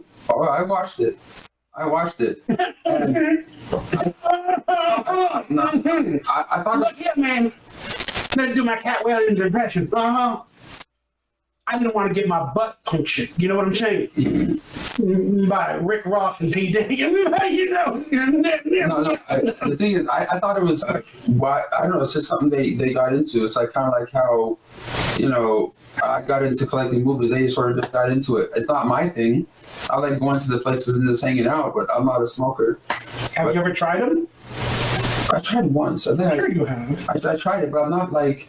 I don't care. I don't need another thing to be addicted to. But you grew up with smokers too, in your family and whatnot. And so like going to the cigar lounges kind of reminds me of going to meeting halls like I did with my dad, the AA meeting halls, but a little different, a lot cleaner. Cigars are a much better drug if you're going to do it, but it'll still affect you. But they don't inhale with cigars. No, they keep it in the mouth. It's just a flavor, yeah. It's like a flavor type thing in your mouth. And of course, it gives you a little bit of tar on your teeth, and it affects you a little bit, of course. But yeah, I don't care, but I think it's cool that they found something they like. Old House, and then I would add sugar, but then I had to add too much sugar, then I started liking it because I added so much damn sugar. Yeah. And then, boy, I know. And then I started liking it. But now, with my health issues and my heart issues, not because of coffee, because of many other things, I have to drink decaffeinated tea. I mean, decaffeinated coffee. But I still do tea every once in a while, and that has a little bit of caffeine as well. Okay. All right, what's your most prized possession? And what's your most valuable possession in your hoarding up collection? Oof. One of each, just one of each. Your most prized possession it means more to you than its value or whatever. And then what technically is the most valuable piece you own? I don't know prices though, but my hoverboard signed by Michael J. Fox and Christopher Lloyd is kind of badass, and so is that golden ticket signed by all 5 kids from the original Willy Wonka movie. All right, guys, this has been the first ever exclusive interview with Brendan Mitchell, aka WETMOVIE1. I hope you guys enjoyed today's interview. Hopefully my skills get better, and we are going to have bigger celebrities soon. And just a little insight, thanks for tuning in. Everybody, thank you for becoming members. And for everybody else who's watching, hit that thumbs up, that like, that subscribe button, and consider becoming a member so you can see these exclusive interviews whenever they go live. What it is. There it is, guys. I hope you guys appreciated that edited version. To watch the full uncensored version of the Brendan Mitchell WETMOVIE1, aka Brendan Mitchell or whatever, please consider becoming a member of this channel. That interview is online now.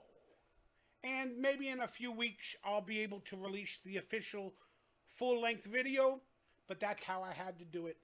If you'd like to hit up Brendan Mitchell, his information, his links are down below in the description. If you guys maybe haven't heard of him, maybe you guys can become a fan of his. He is online. You guys might be able to ask him questions right now online. And for future interviews, like I said, they're going to be for members only for now, and you guys can ask questions there. I'm going to take a quick pee break, and we'll be right back, and we're going to have more show coming in the next few minutes. I'll be right back. Thanks for tuning in, guys.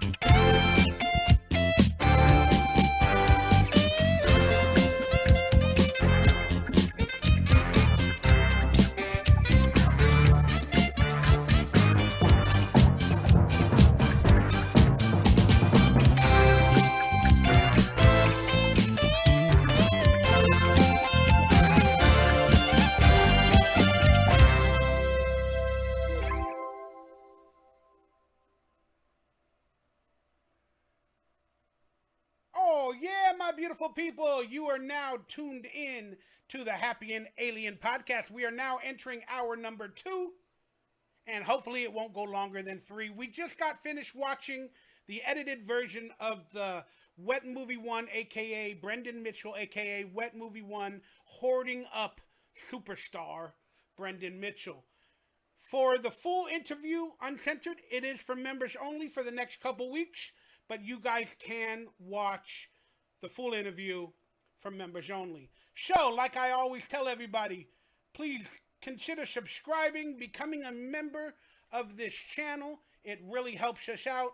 Hit that like button, that subscribe button, hit the bell for notifications when and if we go live, and be a part of this community that I'm trying to build on the Happy and Alien podcast, aka my damn channel. I am your host, Michael Ray Bauer, the Alien. Please hit up the merchandise store down below.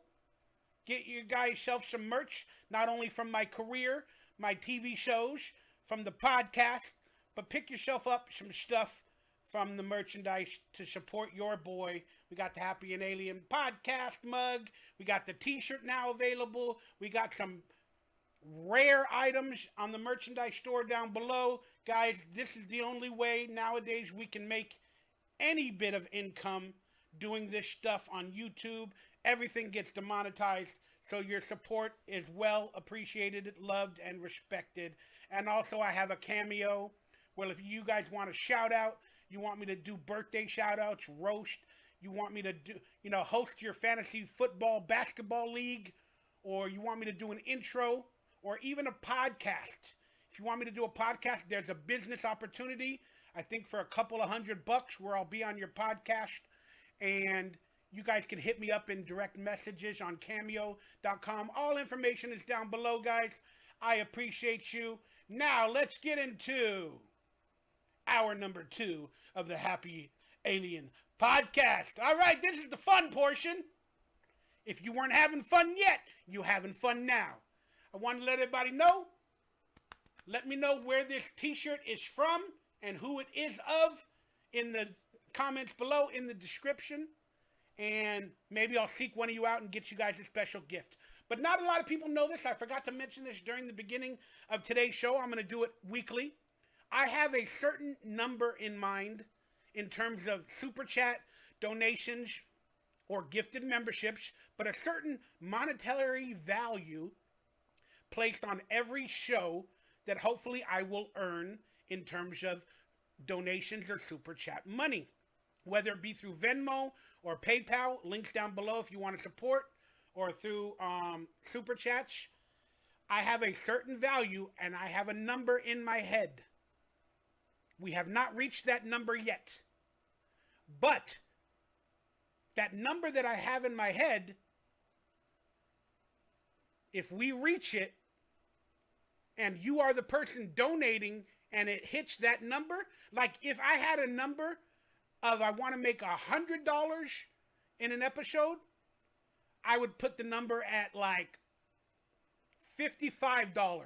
Then if I got $55 in chats, the person that paid that 55, not the exact amount, but meaning I got donations of 10, 5, 20, whatever, then it leads up to 55. Whoever was that 55th dollar donation, I will tell you during the live stream that you won a gift.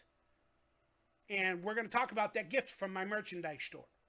And I'll send you the link to get it ordered and all that, and you have won a gift. We have not reached that number today. So, we are very close. We are very close. And I'll reveal the number at the end of the show if we get to it, even if we don't. But I have a certain number that we have not reached just yet for the show. Hey, Brent Mania 89 coming in with a $3 donation. Sorry, Brent. You lose. Good day, sir. That is not the official number to get the gift from my merchandise store, a value up to $25. Most everything in my store is 25 or less. So let's be honest. But yeah, hopefully we hit that number. And I threw this out there a couple of minutes ago, guys, that during today's live stream, we won't be online much longer. But if you also want to donate to win that merchandise, If you guys want me to drink some shots of rum, if you want to super chat $2 or $3 or more to give me a shot of rum, I'll do it. Maybe it'll get me drunk before the next hour when we leave. I don't know. But if you guys want to get me drunk or try to get me drunk with $3 donations or whatever to take a little bit of a shot, let me know. I'm not really into that stuff. It's not my thing. But I'm hoarding myself out for donations because this is my only job. You guys can make fun of me. You can call me an e-beggar. I don't care. I'm trying to give you guys entertainment and excitement and fun. All right? I'm about to eat a mint patty. I'm looking forward to that. And I just want to let everybody know, next week, I put a home collection item for sale in my merchandise store each and every week. And the next item will be this. Well, you can't see it because of the green screen, but all of this is green. It is a book about the history, an oral history of Nickelodeon's golden age. It's called Slimed. It is autographed by the author to me, and I will autograph it as well for anybody to pick it up. But this will be my prized possession home item I will be listing in my merchandise store next Wednesday. No, I'm going to probably do this on Monday. I'm going to be listing this on Monday. If you want to pick it up, go to my merchandise store and you'll get this personally autographed to you. It is a book. It's sold out everywhere. It's autographed by the author, unfortunately, to me, but I'll autograph it as well to you. And it's got stories of all of the Nickelodeon TV shows with quotes and excerpts from me and a lot of the cast members. And this is the only one I got. It's not available, I don't think, anymore. Maybe used on eBay. I don't know. But I need to make some cash, so I'm going to be selling this gem. So this will be listed on Monday, and then I'll post it on my social media when I list it, and it'll go quickly because it's a one of a one. It's rare. All right, guys, let's get right into it. We got Exhumed Visions online saying I have a lot of girlfriends. I really don't. But I try to talk to a lot of girls. But definitely, I mean, if you just want to call them friends, maybe I do. Jeff's Diners online. Joe Weintraub, Naysayers. Brent Mania is still online. And we're going to have a Q&A in a few more minutes, guys. But now let's continue with the fun portion of the show. All right, I like to tell you guys whatever TV shows or movies that I watched and give a quick review. And this week, I was able to watch the Ted TV show. That's right, I remember the movie. I liked the movie, the first one, a lot. I actually had an audition for the second movie, Ted 2, and that audition went horribly wrong. My car broke down on the freeway. I was late to the audition. Then the casting director yelled at me, "You're late." I was like, "Yeah, my car broke down." She was like, "Likely excuse. Well, we can't audition you because you're late. If you were going to be late, you should have given us a phone call." Look, I didn't have no cell phone. I didn't have no coverage. Couldn't give you a phone call. My car broke down on the middle of the freeway. I had to get it towed back to my house for like $100. Well, we can't audition you, Michael Bauer, because you were late. That's against my policy. So then I yelled at her. I'm like, you know what? Do you do this to people when they have problems? Like, that's ridiculous. S happens. Well, we're not doing the interviews anymore. All the actors have left. Your time frame was an hour ago.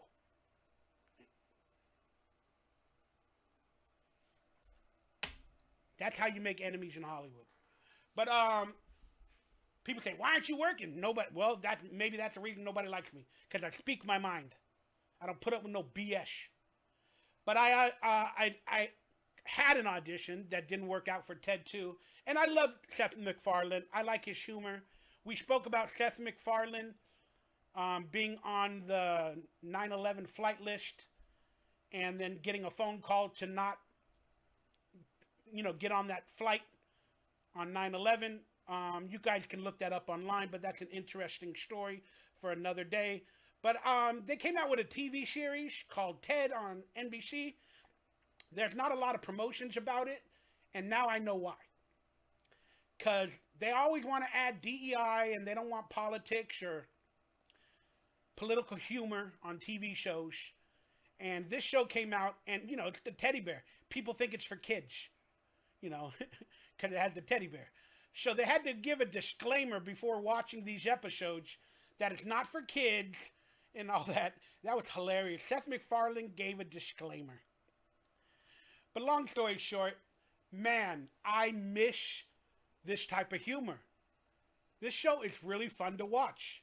It's about, you know, after he comes alive as a teddy bear, he has to live with the kid from the movies before he's an adult, and their friendship and their relationships in a family. And it's really funny. And everything was filmed in like Universal Studios, like the back lot. Like the high school for the kid is the Back to the Future clock tower. And then the house that they live in is like the Leave It to Beaver house. And there's all these little hidden 90s nostalgia things, the Universal memorabilia. It's really fun to watch, like as an old guy. And the humor is fantastic. It's like debating humor. Like, you know, why would Star Wars have a musician in a hotel bedroom that looks like a fish without water? Why doesn't he have, if he's a fish, he should have a mask with water? Like, they go into debating humor. It's just really, really funny, guys. I found myself cracking up laughing.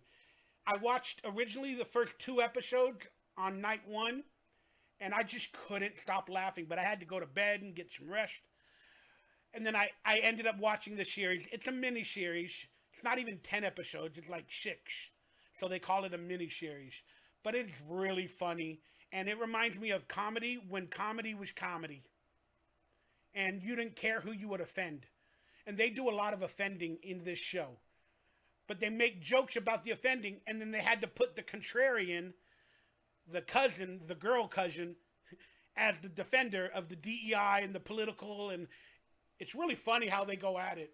It's just, I recommend it, guys, if you want to laugh. Pick up Peacock. They're not a sponsor, but it's a great show, man. I laughed. It's really hilarious, guys. Yeah, it's out already, naysayers. All right, guys. So the next show that I finished watching, I've already been watching it for a while, but it was season 4 of a TV show called For All Mankind. It's in season 4. The first season was where they took a trip to the moon. They landed on the moon. They built like a working society on the moon. And then they had to work with the Russians and create like mining factories on the moon. And then while they lived on Earth, that was like season 1 and 2. And then they started to go to Mars. And then they had an on-space hotel in the middle of space, like in season 2 or 3, where they had a space hotel, you know, where that went awry. And then in season 4 or 3, they went to Mars. And now they're living on Mars. And now there's a spoiler alert, I should have said that. But now there's a meteor that has like a material or a metal that they want to bring the meteor around Mars to Earth so they can mine it. And then they're trying to keep the meteor in Mars's orbit and not let it go to Earth's orbit, you know, to be mined, because they want Mars to continue. They want people to continue to build a society and live on Mars. And look, I'm interested in all this stuff. I love science fiction. I love all this stuff. But also in the conspiracy realm, I always ask myself, and again, this is the Happy and Alien podcast, so we're going to get into some subjects that are a little bit not of this world. But I love to think, like, is space real? Does the moon exist? And I just had a fan or a friend on Instagram or somebody give me a comment about me talking about the moon, how you could see stars through the moon. You can literally see stars through the moon. If the moon is a solid object, which they say it is, how can you see stars through the moon. Well, somebody said, hey, I looked it up, and you're right. I thought you were wrong. They go, that's crazy. I go, yeah, I've been seeing stars for years. Ever since I started getting into flat earth theory, space theory, satellite theory, whatever these theories are, man, you start asking questions. Then you start looking at the moon in a different way. Then you start seeing things you never saw before. And you can literally see stars through the moon shining. But yet it's supposedly a solid object that we landed on. But this guy said, man, I can't believe that. I thought you were crazy. You're right. So then I was like, I've never even researched it online. Is Google going to tell you the truth? We have to go to alternate platforms to get the truth nowadays. So I Googled it. Why can you see stars from the moon? And there was a few articles written, but they debunked it. Oh, the reason why on certain days you can see the star from the moon, you can see it on certain days, is because of this. Because the moon is not transparent, but it's a reflection of the chemicals in Earth. And whatever their debunking theory was, they wrote it to debunk people that now are asking that question. So they're trying to debunk us already. Well, why now? And when did these articles and the debunking theory come out? 2021 or 2020, I think it might have said. Why were these articles not written before? Because people are looking at the stars and the moon and they're filming it with better technology and they're realizing it ain't what you told us. So now they have to get on Google in 2020 and start writing debunking theories for space, the moon, the stars, to try to divide us or push everybody away from finding out the real truth. That the moon is nothing like they told us. It's all a lie. So the person that read this, they're like, wow. And I'm kind of concerned that Google is now trying to actively debunk, or what's the word? Flag catchers, that type of truth. Exhumed Visions with a $6 donation. Here are 2 shots of rum for your leisure. I didn't really want you to make me drink rum. But look, I got you. I don't really like alcohol that much, guys. I bought this to broadcast on my football channel while we was watching the Raiders, and because I needed to get super chat money and donate. So I was telling them to buy me beers, and I had chicken, and I had like hot dogs available, so they could buy me like, shots and drink hot dog or eat hot dogs and chicken to try to make some money. And I made I think in that one live stream, I made like $150. So, but kudos to you. I promised I would do it. Exhumed Visions. Do I have a cup available? You know what? I moved those other cups, and I do not have one available.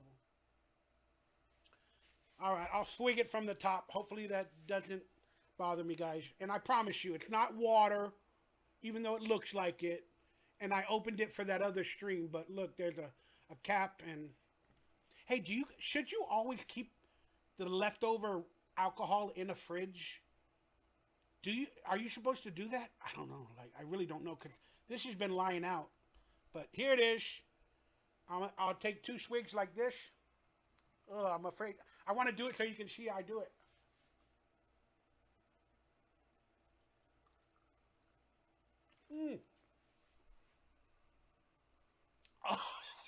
Oh, God. Holy jeepers, Batman.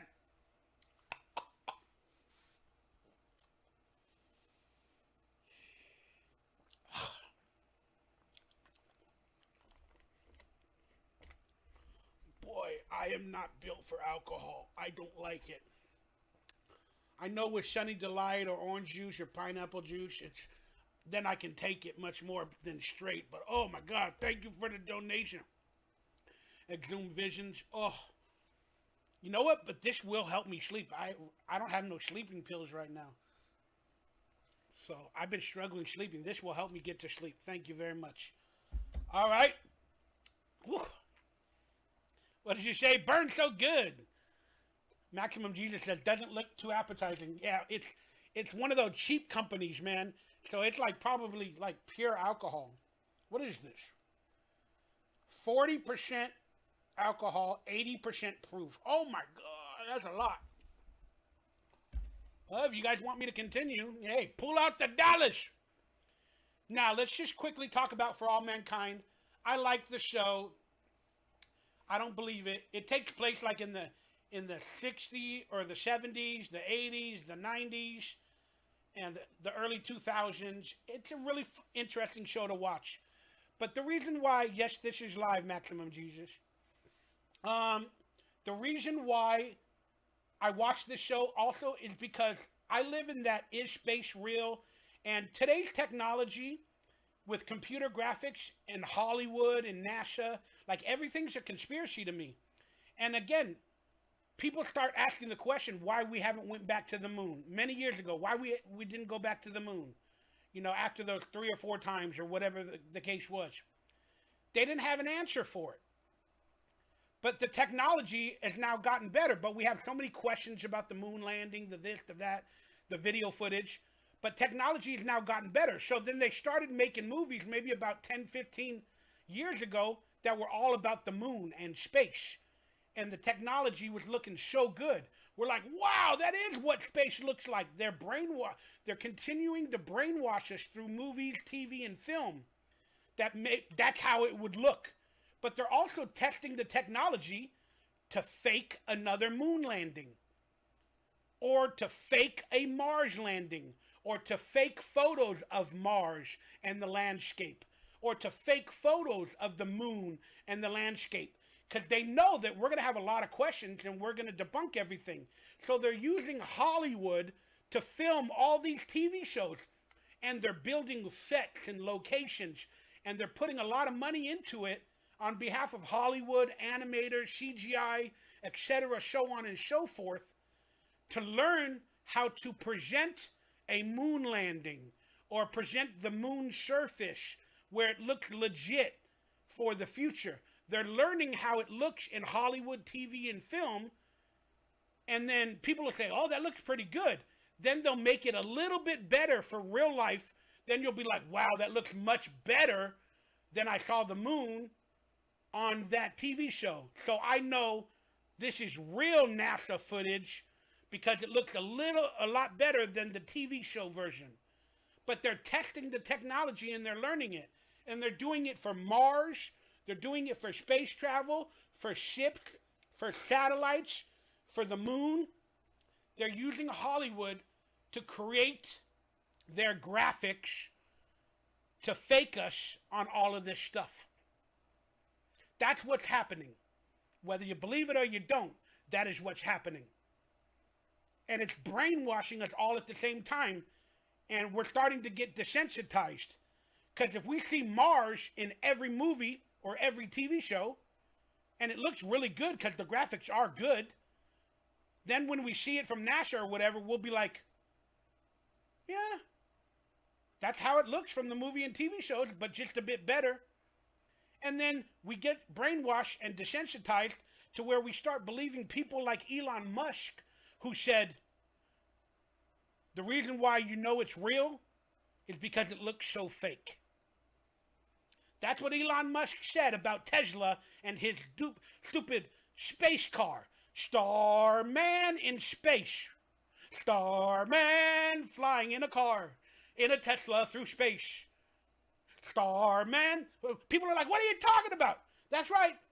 About 7 years ago, Tesla put a spaceman in a Tesla, a model space, and it went around Earth's orbit, live streaming, 24 hours a day for about a week or 10 days.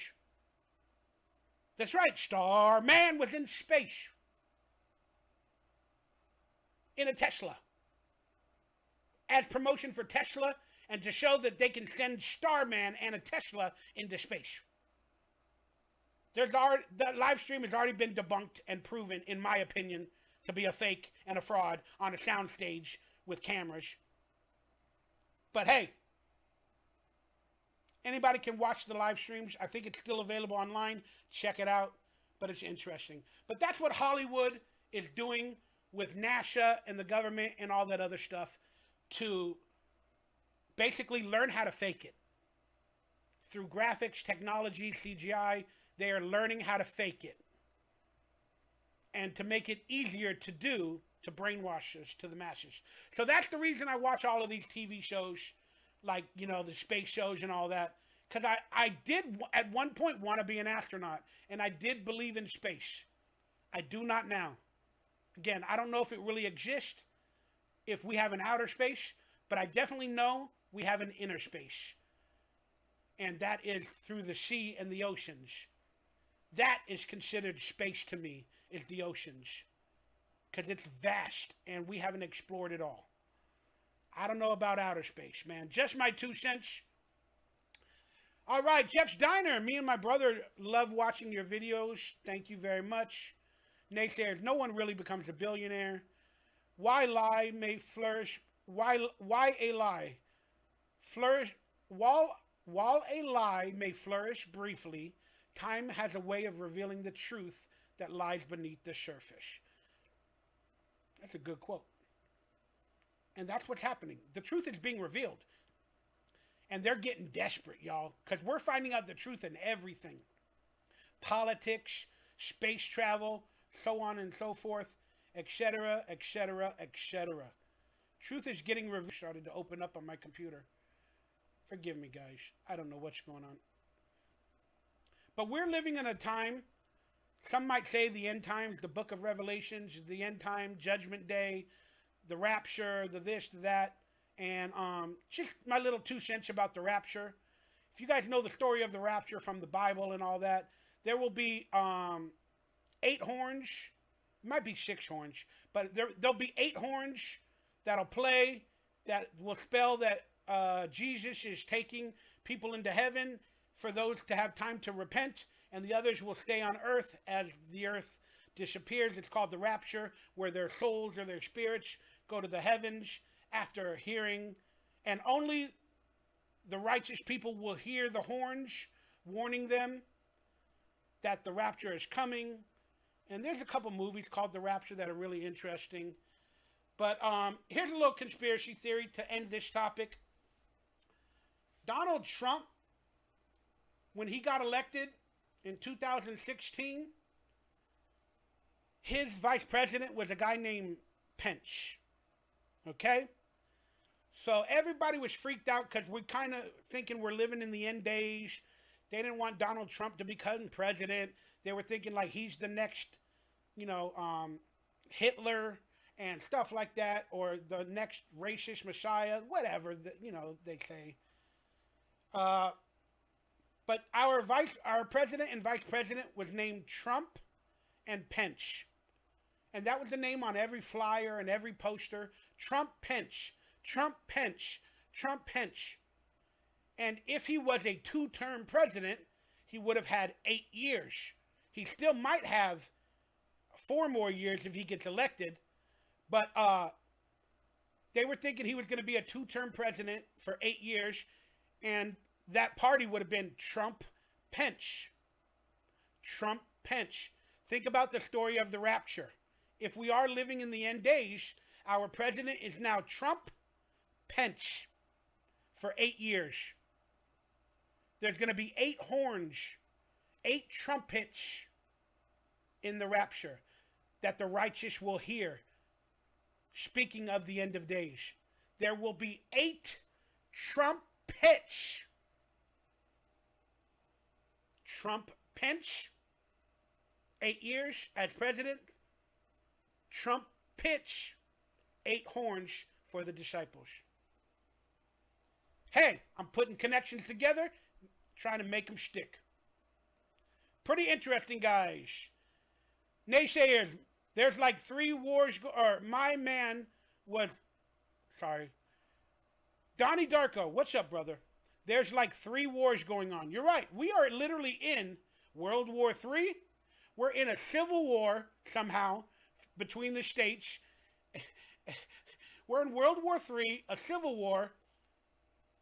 There's a million wars going on. A million of them, guys. That makes me think of DARE. Drug Abuse Resistance Education. DARE. When they taught that to like third graders, when they're like 9 years old, they had a cop come in with all the samples of all the drugs, and he presented them to all the 8-year-old kids. Hey, this is heroin. This is what happens when you do heroin. Hey, this is marijuana. This is what happens when you do marijuana. These are called pills. These are opiates. This is what happens when you smoke or do this. Here's how you smoke it. Here's how you do it. You got to do it safely with pipes and needles. Here's how you do it. But don't do it, kids. Because drugs are bad, okay? Drugs are bad, okay? Don't do it. Not only am I showing you how to do it, what they look like, and teaching you how to use it and where to find it, because I told you about they're on the corner, they're in the streets, they're in little places. But my program, DARE, is supposed to educate 8-year-olds about the dangers of drugs, while also educating them on how to use it, how to go against their parents' wishes, and how to find drugs. Am I recruiting drug addicts through the DARE program? Am I brainwashing these kids and teaching about this stuff before they should officially know it? What do all kids do in their teenage years? They start to realize the world, and they start to rebel, and they start to want to experiment with drugs, sex, whatever. That's what they want to do when they become teenagers. So, as a DARE drug abuse resistance education program, let's get these kids and teach them all this before they're teenagers. Let's teach them how to do it. So when they do want to rebel against the world or their parents or society at large, now they have the education to do the drugs and the other stuff. No, we're trying to get them early to teach them not to. Then why do you have samples in every showcase, in every classroom? Why do you show videos of them doing it and having it? If you're trying to teach them about the dangers, you should show them crack addicts dead. You shouldn't show them what the drug looks like. You should show them crack addicts dead. You should show the accidents from all that illegal use, you dumb morons. That's the conspiracy within the theory. And that's the drug war that we're having. When we all know the CIA and the FBI manufacture drugs and sell them on their own, and internationally are gun runners and drug runners, and yeah. But the children got the DARE program. Woo! That's something that'll make you think. All right, guys. Each and every episode, I like to present YouTube channels that I frequently watch and visit. And we saw videos of spacecraft and features today from Mr. MB333 in the clouds of possible UFOs and whatnot. And I appreciate his channel, even though the guy's a little bit of a shill, in my opinion, because he never wants to go down the conspiracy road. He never wants to admit what it possibly could be or it is.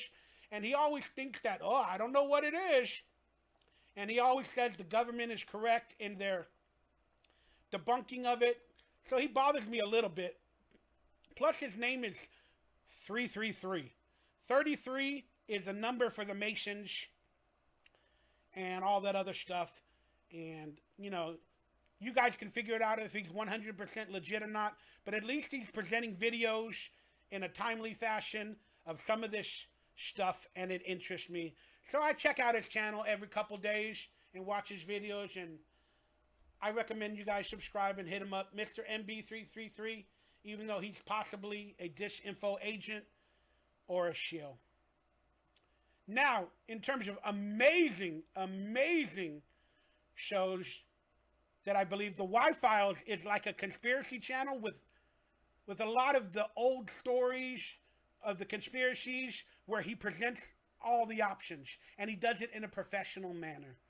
It's a very fun show to watch. He's got a fish named Hecklefish who jokes and has big teeth, and then he's in love with a, what's the name of that animal? A camel. It's just fun. It's a good time. The guy is a conspiracy theorist, but for YouTube and mainstream, he cannot go past into the real conspiracies or truth of some of the subjects he can't talk about on YouTube. But he addresses a lot of the subjects that are a little bit mainstream.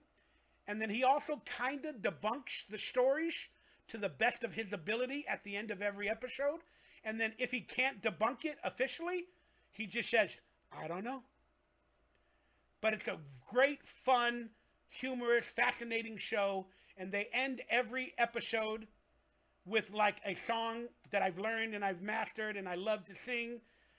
And it's just really, really fun. And he is doing big things, you know, trying to toe the line with conspiracies and the truth of the world while making a bunch of money on YouTube and staying relevant on these platforms who censor people.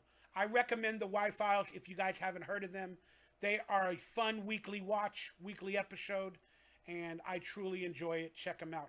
Then there's the movement of the auditors that go into post office, that go into libraries, that go into police offices, city halls, where they are technically under the Constitution allowed to film and, you know, do a story as a reporter and the adventures that come around with doing that. So there's a guy named Long Island Audit who goes around to these facilities and films his interactions. And he gets a lot of feedback. He gets arrested. Then he ends up doing protesting. Sometimes he gets the law changed. But it's really fun to watch how even the police officers that swear an oath on constitutions to allow freedom of the press and then even these public institutions that are allowed to let people film, they don't even know their own rules and their own laws. They don't even know the Constitution. They're so stupid and dumb. And then they use the trick of the world that, oh, you know, we don't know what you're going to do. You have a camera. You could be a terrorist. You could be a terrorist. You know, and it's just fun to watch the interactions. And he tries to educate all them. And they're stupid sheriffs. They're stupid Capitol Police. They're stupid security guards. Oh, we're just following policy. Policy doesn't trump Constitution. Policy doesn't trump the law. And they are police and they're supposed to support the law. It's just really, really fun to watch. I get hooked on it, guys. And you start to learn your rights. And he has people that attack him as well. Customers at the DMV, public institutions attack him for filming, saying, I have a right not to be filmed. I have a right. No, you don't. You have a right to question and ask, please don't film me. But if you're in public, they can film you all they want.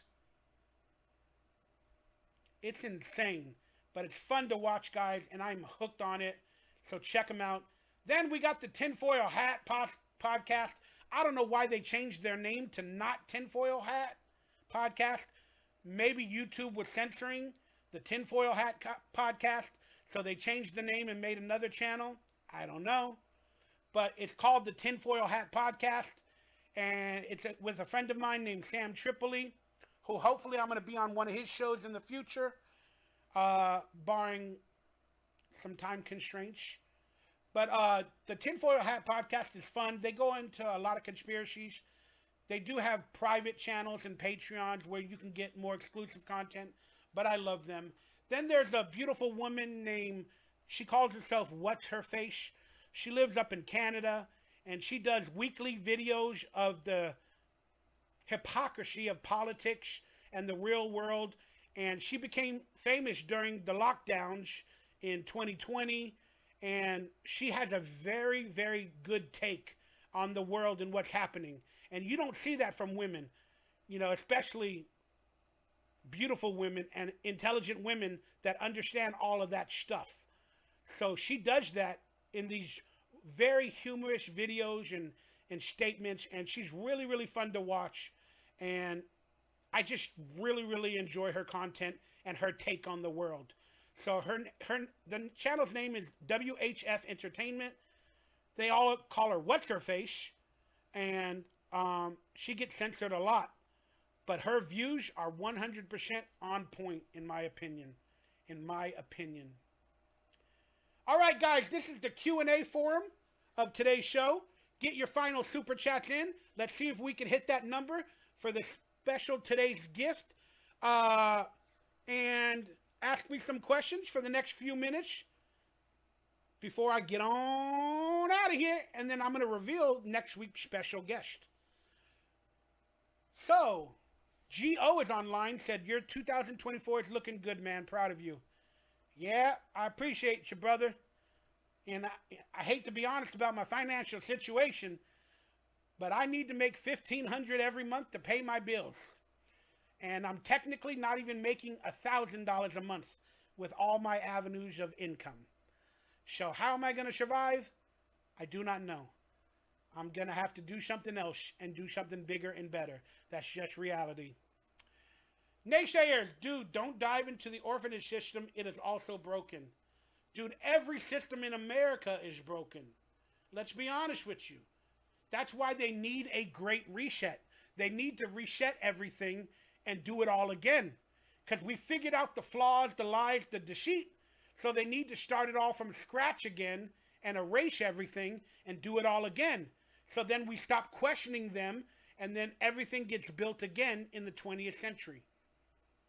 That's just my take on it. Naysayers, the Wi-Fi rules. He does a great job talking about conspiracies. Yeah, he does. He does a really fantastic job. Very educated human being and presentable human being. But he is deep down a hardcore theorist. And he knows the real theories of the world. And, you know, whether it be the SANDYHOOK stuff or the COVID-19 stuff, the VAXINE stuff, he knows all about it, but he can't speak about it because, you know, therefore his channel and his money-making ability and his business is not lively. But he does talk about some of those things on Alternative Podcast, which is fun to listen to. Maximum Jesus, you would probably like the channel called God Rules. It's about conspiracy and stuff. Yeah, I mean, there's a lot of religious channels that delve into... I'm writing it down so I can check it out. But there's a lot of conspiracy channels that delve in the age of religion and conspiracies as well. But I need to separate those two because religion is a conspiracy as well to me. Religion is a conspiracy as well to me. So I like to separate those two. Naysayers, I tell my girlfriend that stuff all the time. She's starting to come around on some of my ideas. That's cool. That's all you can do, man. If you are a full-blown truther, theorist, whatever you may call yourself, if you are a full-blown person into that world, you can only present videos if they're interested or they ask. If you're watching a video or you say, hey, do you know this happened? Or this is what really happened?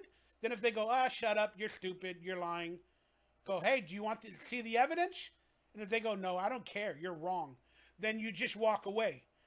That person is not open to learning anything. That person does not have an open mind to see the world any differently. But if people are interested or they want to find out when you present it, they're going to ask you more questions. Or they're going to say, hey, send me a video. Or send me this or send me that. And then the old term is you can lead a horse to water, but you can't make them drink.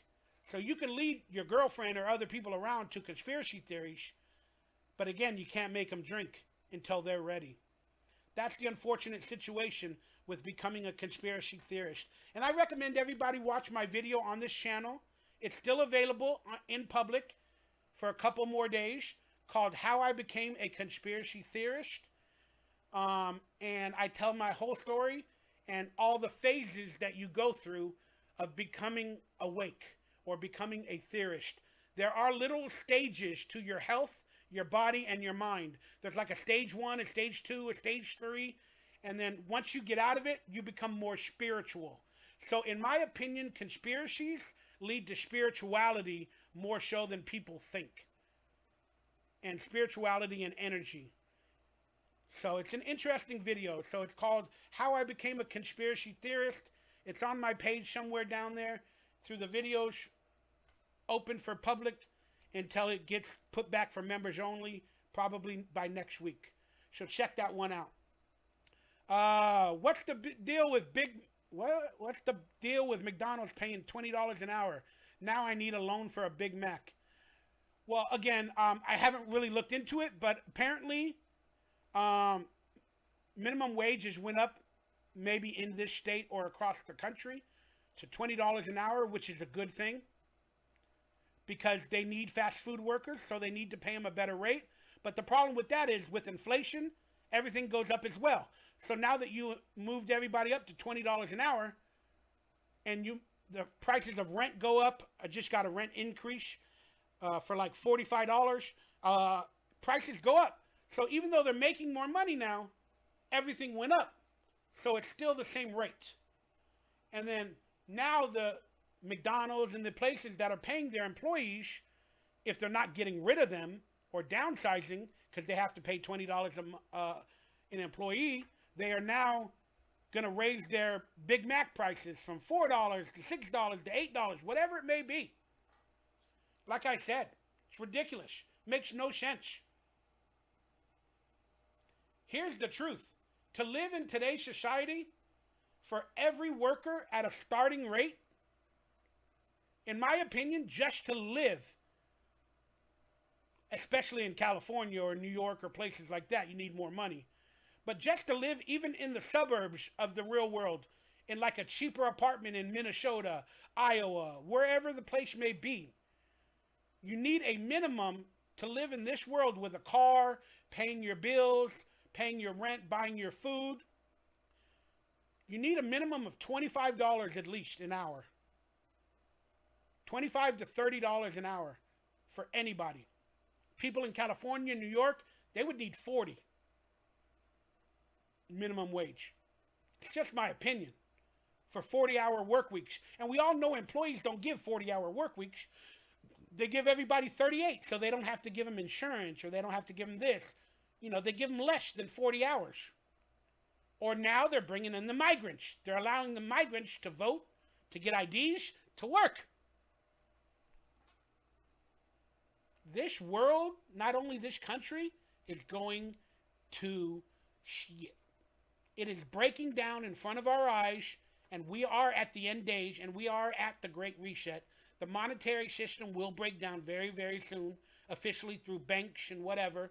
Just like in that movie, you know, whatever, the last movie I talked about, the one from the Obama producers, Leave the World Behind. Everything's going to break down soon. Bill Gates is building bunkers in Florida. Mark Zuckerberg's building bunkers. Joe Biden building bunkers. It's happening. They are building bunkers, whether it be in Hawaii or wherever else. They know everything is going to fail very, very soon. And the rumor is it'll happen officially, everything by 2030. So, some say this year, some say next year, some say 2027, whatever. But there is Agenda 2030. Look it up. There's Agenda 2030, the Great Reset, the this, the that, the rebuild. So all of this has to take place before then. So it's pretty interesting, guys. Pretty interesting. Well, Big Macs have 4 patties in them now, do they? I might have to get a Big Mac. You guys, so one of you guys want to buy me a Big Mac right now? I'm being honest. I am not lying.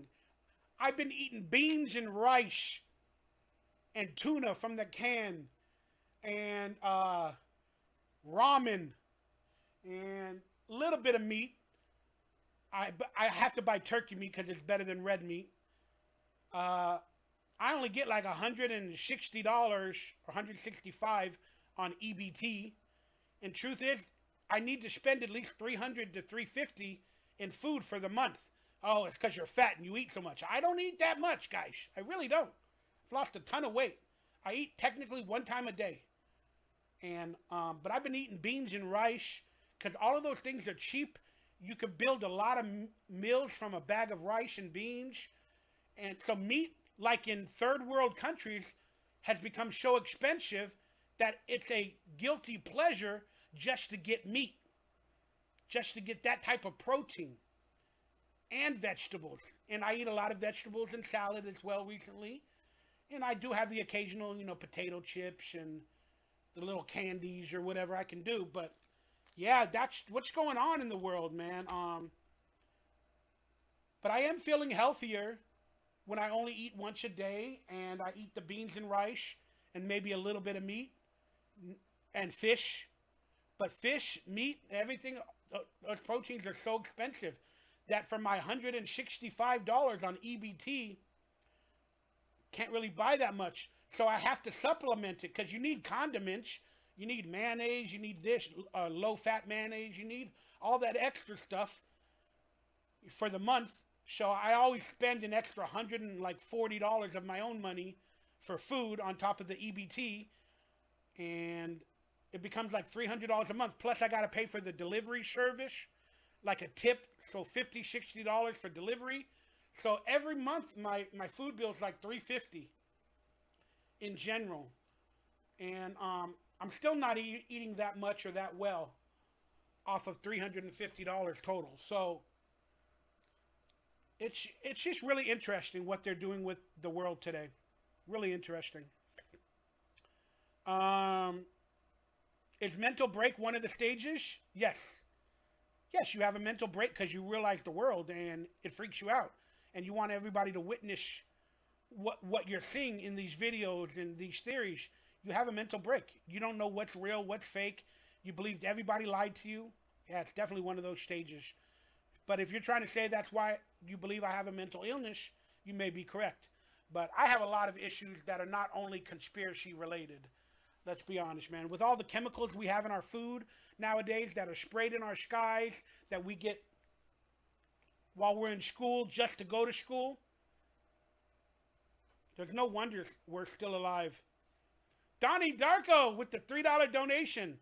Can of beans on me. I don't buy canned beans, brother. I buy the real beans, bro.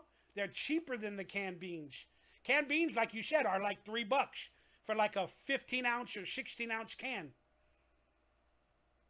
And that's like one meal. But if I buy a package of beans, I get like 25 ounces of beans or something like that for $3 or $2, $2.50, whatever the price may be for that bag.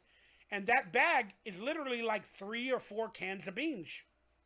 So I have to buy the bags and do the beans. I have to do the preparation the night before, soak them in water and all that. And then I got to cook them for like 4 hours.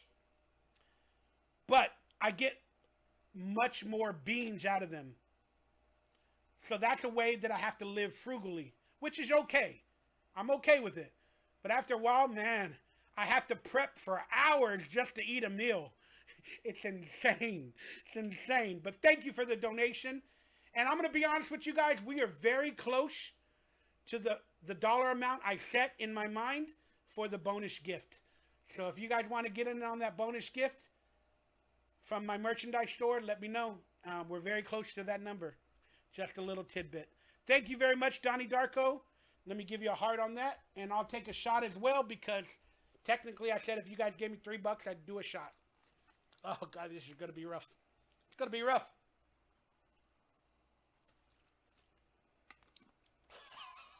Oh, God, I don't like it. I don't like it. Why do I do it? I don't know. Why am I even drinking? My brother's an alcoholic, ruined his life. He's got stage 3 liver cirrhosis. Ruined everything about my life. Caused me so much drama and pain. But I'm proud he's still alive.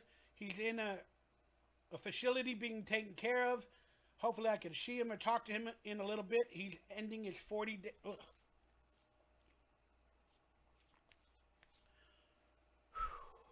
sorry. he's ending his 40 days in the next couple days. Then maybe there's an outpatient treatment. But I hope he figured it out, and I hope he has a few years left to live life and do better. I didn't mean to get sad with you guys or whatever, but that's my reality. That's my reality. And it causes me a bunch of emotions because even though he's ruined my life on so many occasions, I don't know why you still love them and want the best for them and care for them. Even though you've given up. It's crazy. It's crazy. Thank you for the donation, brother. Let's celebrate their 5th super on live stream. All right. Let's celebrate that. I was talking. Sorry, my stupid mouse technology is not working. I was talking about my own mental break. Steel Street, I'm a big fan. I love you for who you are. Thank you. We all struggle with mental issues. Nick B, can you cook dried beans in an Instapot? Yeah, of course you can. Yeah, I'm pretty sure you can. Yeah, no doubt. I know you guys want cooking videos. Well, now I got a microphone and I got an editing program that ain't so good, but I can use it with this computer. And I got an external microphone for my phone. So when I film, I'm going to get you guys a cooking video very, very soon. Get you guys a cooking video very, very soon. The quality might not be the best. It might not have audio and visuals and graphics because my editing program is very limited. But I'm going to get y'all a cooking video soon. I appreciate y'all. Make some Mexican dishes. I live off Mexican food. Like burritos are my jam, bro. Burritos are my jam. Burritos and tacos, bro. I just live off that stuff. I can make bean tacos. You can make cauliflower tacos. The problem is the bread and the carbs, which is not really good for me. And I like flour better than I do corn tortillas. And even manufactured corn is processed. So it's annoying. So I get really, really annoyed of all that. But yeah, I live off that stuff. But I want to find 15-inch tortillas, guys. You know, to make the burritos. Because you can pack a lot of beans and rice and salsa, tomatoes and onions. And turkey meat or whatever protein you use. You want to pack it all. But these little 12-inch burritos, tortillas that you got to buy, they come out as small burritos. You want a 15-inch so you can make a big burrito. Then you put some onions, some salsa, like while you're eating it. Oh, man, I love it. No matter if it's a bean burrito. I love bean burritos with some cheese, a little bit of red sauce. Fantastic, bro. And then when you get the luxury of meat, you know, that you can put some carne, some pork. I love fish tacos, but they got to be fried fish tacos. And then when you get ground beef, you can make Taco Bell tacos. Uh-oh. Uh-oh. Collector's Conquest just hit the amount that is in my head. We had an amount of $41 to collect in donations today, and I believe my math is correct. With all the memberships that were $2 or $3 each that were given by Brent Mania, and all the $10 super chat, the $3, I think we hit the $41. I may be wrong. I'm not going to get 41. YouTube takes 40%, but I put a prediction of I wanted to make $41 on super chat and donations and memberships for today's live stream to get the gift. So Collector's Conquest, you are now going to get a gift from my merchandise store sent to you for free as of hitting the number on today's show of $41. So Collector's Conquest, Brent Mania, I'm also going to send you a gift free of charge because you're awesome supporting in super chats and thank yous in the videos. I got you, Brent. I'll hit you up on social media in the next couple days, and we'll talk about it. But Collector's Conquest, hit me up on social media. Prove it's you, and we'll be in contact, brother. Hit me up on social media or email. Links down below. We'll be in contact. Once I find out you are officially who you say you are, you can get one item from my merchandise store for a value of under $25 sent to you. I might ask you for shipping and handling. I don't know how that works on my merchandise store yet. I might have to ask you for like $4 or $5 for shipping and handling. No, I think they pay for that. If I get the item online, that's right. Don't worry about it. I got you. Sorry, brother. I can't remember. But I got you, brother. Collector's Conquest, thank you for hitting today's show's number of $41 in Super Chats. You are now going to be gifted a gift from my merchandise store. Find out and pick what you want from the links down below in my store. Hit me up on social media. And then hopefully we'll get in contact and I'll prove you're real. And we'll get that going, guys. Thank you very much. Still Street, do you like jalapenos? Of course I do. Love jalapenos. What up? I like pepper. Yes, I do. Song stuck in my head the other day. Thank you, Neil Big Dead Dite. I like pepper. Yes, I do. Dude, pepper's so expensive, bro. Again, because I can only buy the food. When I want the condiments or the spices, I've been struggling with money to buy them. Because they're $2, $3, $4 for the spices. And I haven't been able to buy pepper for a good while. And I like pepper on everything. But I just recently bought pepper. I found it at Walmart.com for $1.99 for a pepper thing. So I got a pepper thing. And I got some other spices too. Naysayers, I'm a slow cooker guy. Maximum Jesus, got to get the Mission brand giant tortillas. Yeah, you can't find them in the stores that are available with EBT. That's the problem. I have to buy my stuff through Instacart. And there's only like 8 stores that allow EBT through Instacart. So I have to buy whatever from those stores are. And their prices are always jacked up and whatever since I'm not going into the store officially. And they don't have that brand of the giant tortillas, bro. Appreciate you, though. Maximum Jesus. It's party time. I wish I could show the comments on screen. I don't know how to do that. I don't know how to do that on this program. Yes, I love jalapenos. I love jalapenos. Yes, I do. Jalapenos are good. How about you? Naysayers, try buying for 3 kids and 2 adults. I can't walk into a store without spending $500. Exactly correct. And again, not to get into your personal situation, naysayers, but apply for EBT, bro. They might allow it no matter what you buy and what you do.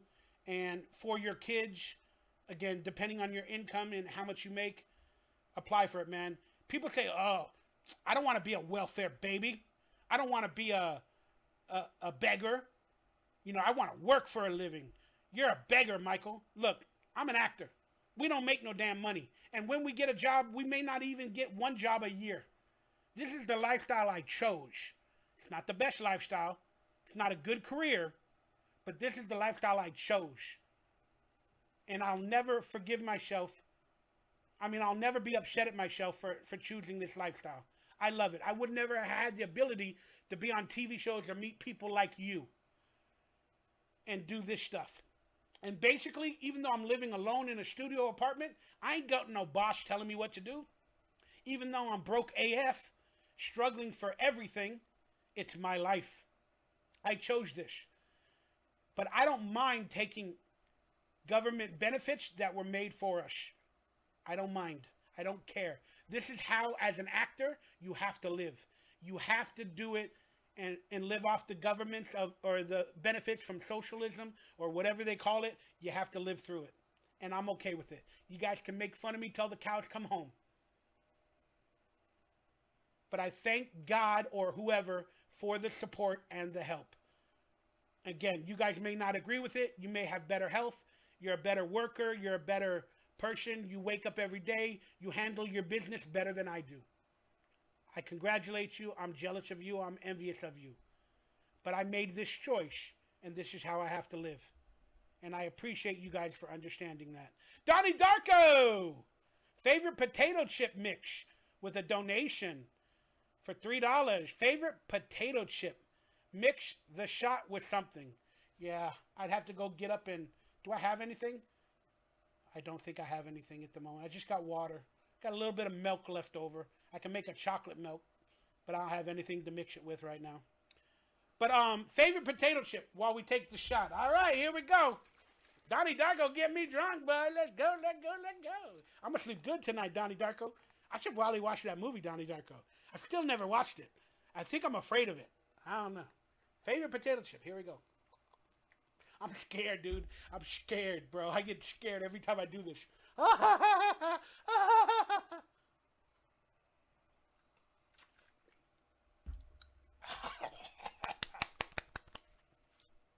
promise you I'm drinking it. I know you probably didn't see it that time. My apologies. Oh, God.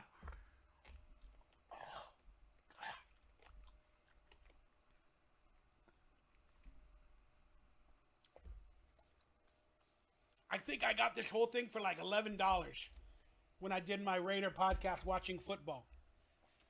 Maybe I should drink while I watch the Royal Rumble live for you guys. Some naysayers or somebody brought that up earlier. Maybe I should do that.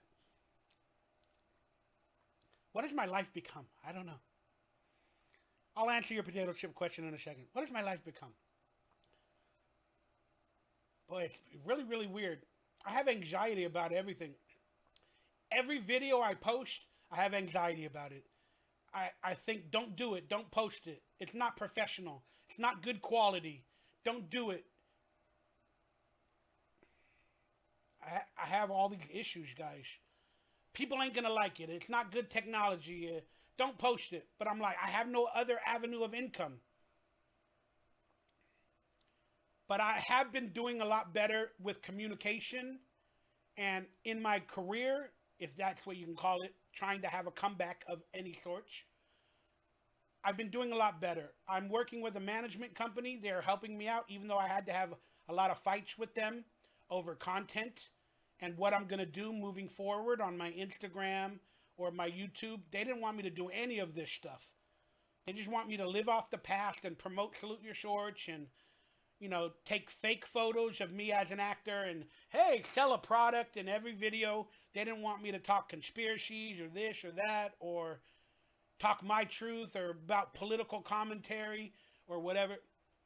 But I just told them, I go, you guys, if I get any coverage, whether I get Me Too'd, if I get canceled, that's good for me. Because I don't even have a career at the moment, like a live career, so that's good for me. And I promise you, I'm going to get to your donation, Krautcat, in a minute. Forgive me. I see it. But I fought with them, and I said, look, any controversy is good. It'll bring my name out there. So if I say or do something and people want to post it or clip it and make me look weird or whatever, and it goes viral on TMZ or whatever, so be it. With my holy shirt on. So be it. That'll bring me back into the limelight. Yeah, there may be casting directors or producers or writers in Hollywood that won't like me if they see that video or my take or my opinion. And they may not even think about casting me or hiring me or giving me an audition. But I can't control that. It's a new world. I can't control that. So I fought with the management company that's working with me, trying to bring me back to any sort of relevance and to help make me money at conventions and other things in the future, which we're working on that. I just got a convention agent, and we're going to start trying to throw some events coming up. I'm going to try to throw an event or two. I don't know how it's going to work. I'm going to do my best. I'll let everybody know. But yeah, I've also had a few auditions, 3 to be exact, for 2 TV shows and a movie. And hopefully, eventually, I get a job as an actor on one of these movies or TV shows again. And then maybe that'll be the official start to my comeback. But for now, I'm going all in on this podcast. I want to be consistent. I want to do it every week. And I'm just doing my best, man. Doing my best to make a living, find new friends, new fans, and just thank you guys for everything. So, let's get into the super chats right now. My favorite potato chip for Donnie Darko. I'm going to be honest with you, man. I grew up loving Funyuns. I loved Funyuns growing up. But they're kind of hard to find and pretty expensive, so I can't really buy them. There was another brand. I forgot the name of it, man, but I loved them as well. They're not around anymore. But nowadays, I typically go to, if I do buy chips, it'll be regular tortilla chips or, you know, the scoops or whatever those are called, and or Fritos chips, you know, where you can put chili with it, you can dip with the Frito. and those. But again, I love the classic Dorito. I love Ruffles, you know, sour cream and onion. Love the barbecue Lay's, stuff like that. I love Cheetos, to be exact. I love hot Cheetos. But if you actually, my actual favorite, it's kind of Funyuns, bro. Like, it's Funyuns. For some damn reason. It's Funyuns. But I typically tend to buy Cheetos and hot Cheetos and Fritos and tortilla chips whenever I get the chance to buy them. I like buying the little chip bags for 1 ounce. You buy the little chip bags, they got a variety. Kind of like that. Remember when they used to do that with cereal? You would get a variety of cereal. Like you'd get 10 different brands, Fruit Loops, Frosted Flakes, Corn Pops, Rice Krispies. You know, in like a little box with like the little boxes. You'd get like 20 of them or something in a variety. And you could literally take that box of cereal and cut it open halfway through it, fold it, cut open the bag, cut open that little plastic bag that's in there, pour the milk, and you could eat the cereal from the box and the bag. That was kind of fun. But when I got older and fatter, I needed 2 or 3 boxes in a bowl. So regardless if you buy 20 boxes, you would think, oh, one a day, one a day, one a day. My dad was like, what, you little fat boy? You're eating 3 boxes 1 time a day. So the box disappears after like 5 days. You little fat MFer. Yet my dad was fat as well. I love my dad. I miss you, brother. But yeah, so I like the variety potato chips because you can kind of do that. But I have been eating a lot less, man, due to my stomach issues, my health issues. And I really only eat 1 time a day. I do snack on peanuts and stuff a lot more than normal. And occasionally I'll have some peanut butter and bread or some peanut butter and crackers, you know, throughout the day. But, yeah, when I buy the variety potato chips, I typically, like with a meal, I have like 3, I still have 2 or 3 of them with the meal. Like with a sandwich or whatever I make. I do buy deli meat still, which are processed, which are not good for me. But the turkey meat has a lot of sodium, but it has a lot less fat and stuff like that with some good protein. So I do buy turkey deli meat. They're all still expensive. I love ham though.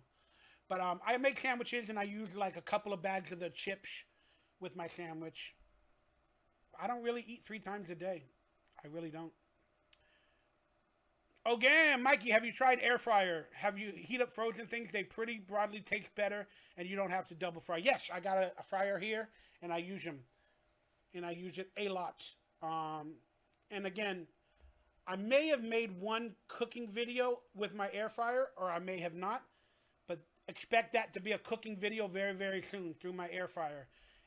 I called the videos hot plate meals. Now I'm going to call it hot air fryer meals. Expect that hopefully within the month. Kraut Cat, thank you for the support, the donations. They usually give you at least a little help with EBT, especially kids. Yes, I'm getting EBT, but not a lot. And if you have kids, they give you more. So should I go out and make babies just to get more EBT? That's a way to use the system as well as taxes. I get more money if I have kids in taxes. Man, I owe the IRS and the government money, so they're going to take whatever taxes I am going to get back. Boy, I am struggling. Thank you guys for the financial support. I appreciate you, Kraut Cat. That deserves a shot. You didn't pay for it, but you're going to get it. Why? Why am I doing this? You get a $3 shot. Let me see if I can show it to you guys this time.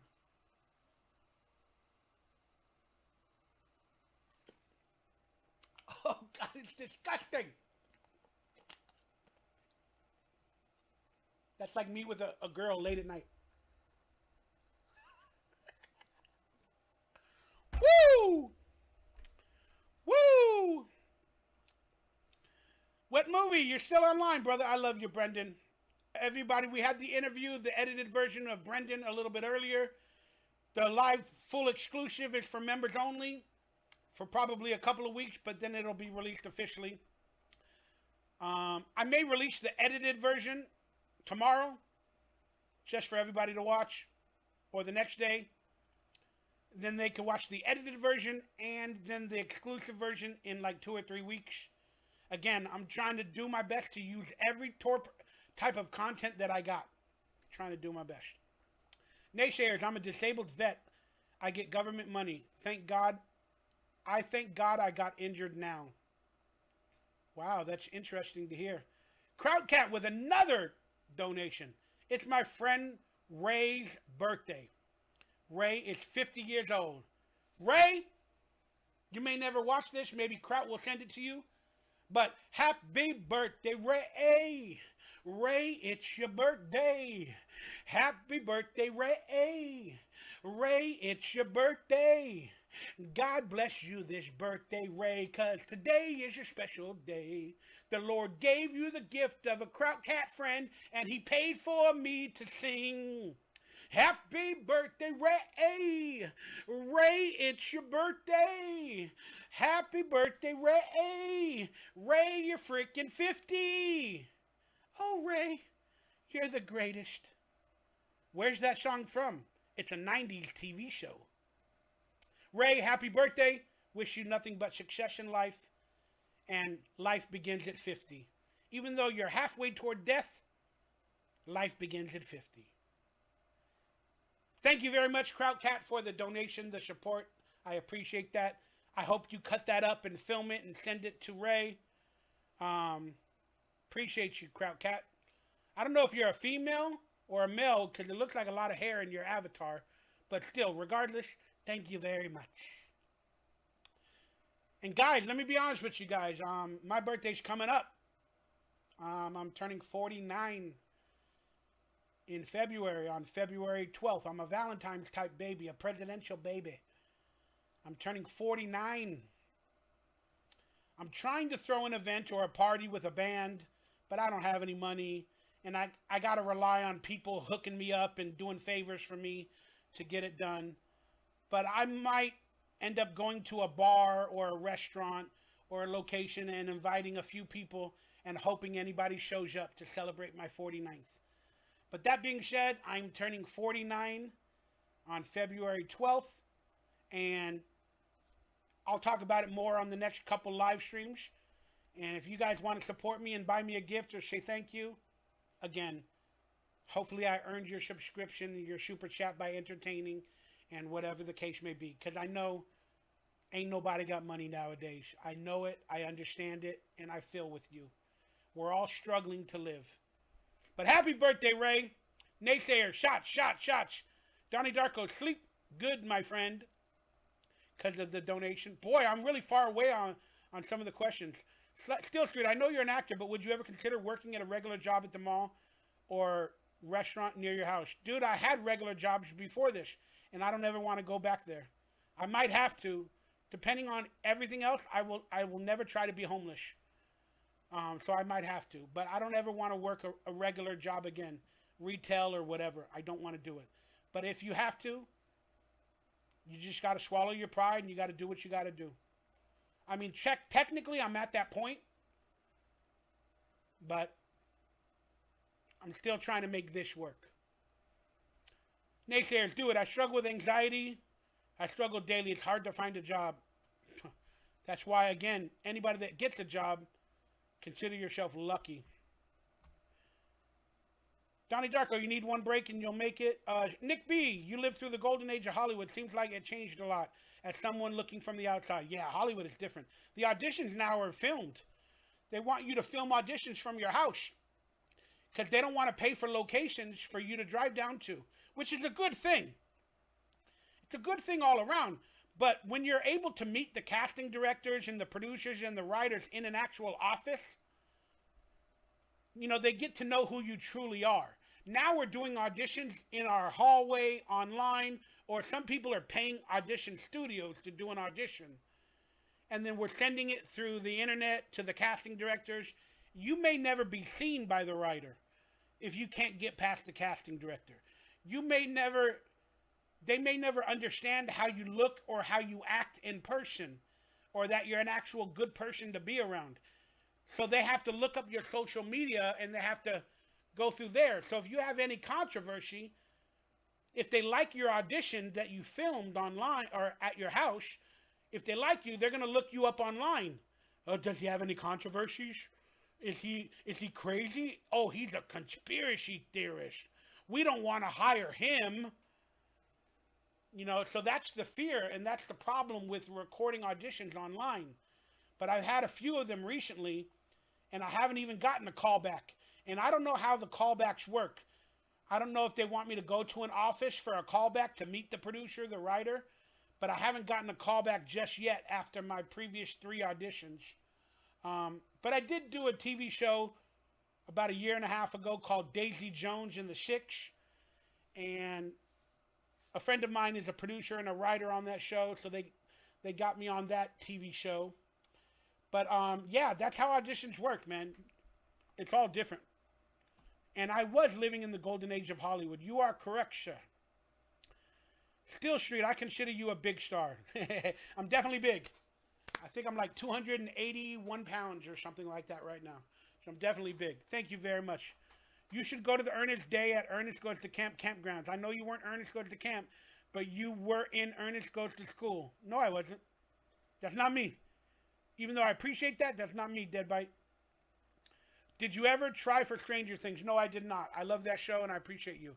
Adam, we got a member chiming in. Mike, who are your football tips for the weekend? Dude, Adam, I don't even want to talk about this. I don't even want to talk about this, but I'm going to. So, I don't have a lot of money. So, I don't want to gamble. Because gambling is like drinking. It's a bad avenue to go about. But I got this company called Prize Picks and Sleeper application for gambling. Right? So, last week I made a parlay. They gave me like $25 free for signing up to that application and then I put I put $20 to gamble with. But I had $25 given to me. So I had a total of $45, right? So I put a parlay. I had to make 8 picks for last week's games. Or no, the final week of the regular season, 2 weeks ago. Whatever it was been. So for the final week of the regular season, I did a parlay for 8 picks. And I put $45 on the 8 picks. And if I won and all those picks happened for the 8 of them, I was going to get $3,900 for a bet of 45. And here's what happened. Every pick happened. Every pick happened for the 8 picks. So you would think I won, correct? No. One of the wide receivers that I picked on getting 4 receptions only made 3. But he actually got 4 receptions, meaning catching the ball, receptions. He got 3 during the game. Then, on a 2-point conversion, he caught the ball in a 2-point conversion. So you would think that would be considered a reception. So that would have made it his 4th reception in the game because he had 3 prior to that. So the thing was 3.5 receptions or more. And I picked more. So he had 3 receptions. Then toward the end of the game, he got a red zone 2-point conversion reception to make it 4 receptions. But the NFL or the statisticians don't consider a 2-point conversion a reception. It's considered only a 2-point conversion. Whether they ran the ball in or they caught the ball as a reception. So, I was not gifted that reception. Instead, they called it only a 2-point conversion, even though he recepted the ball, and I didn't get the bet. So I only technically got 7 out of the 8 correct. for basically $4,000, which I need to save my damn life.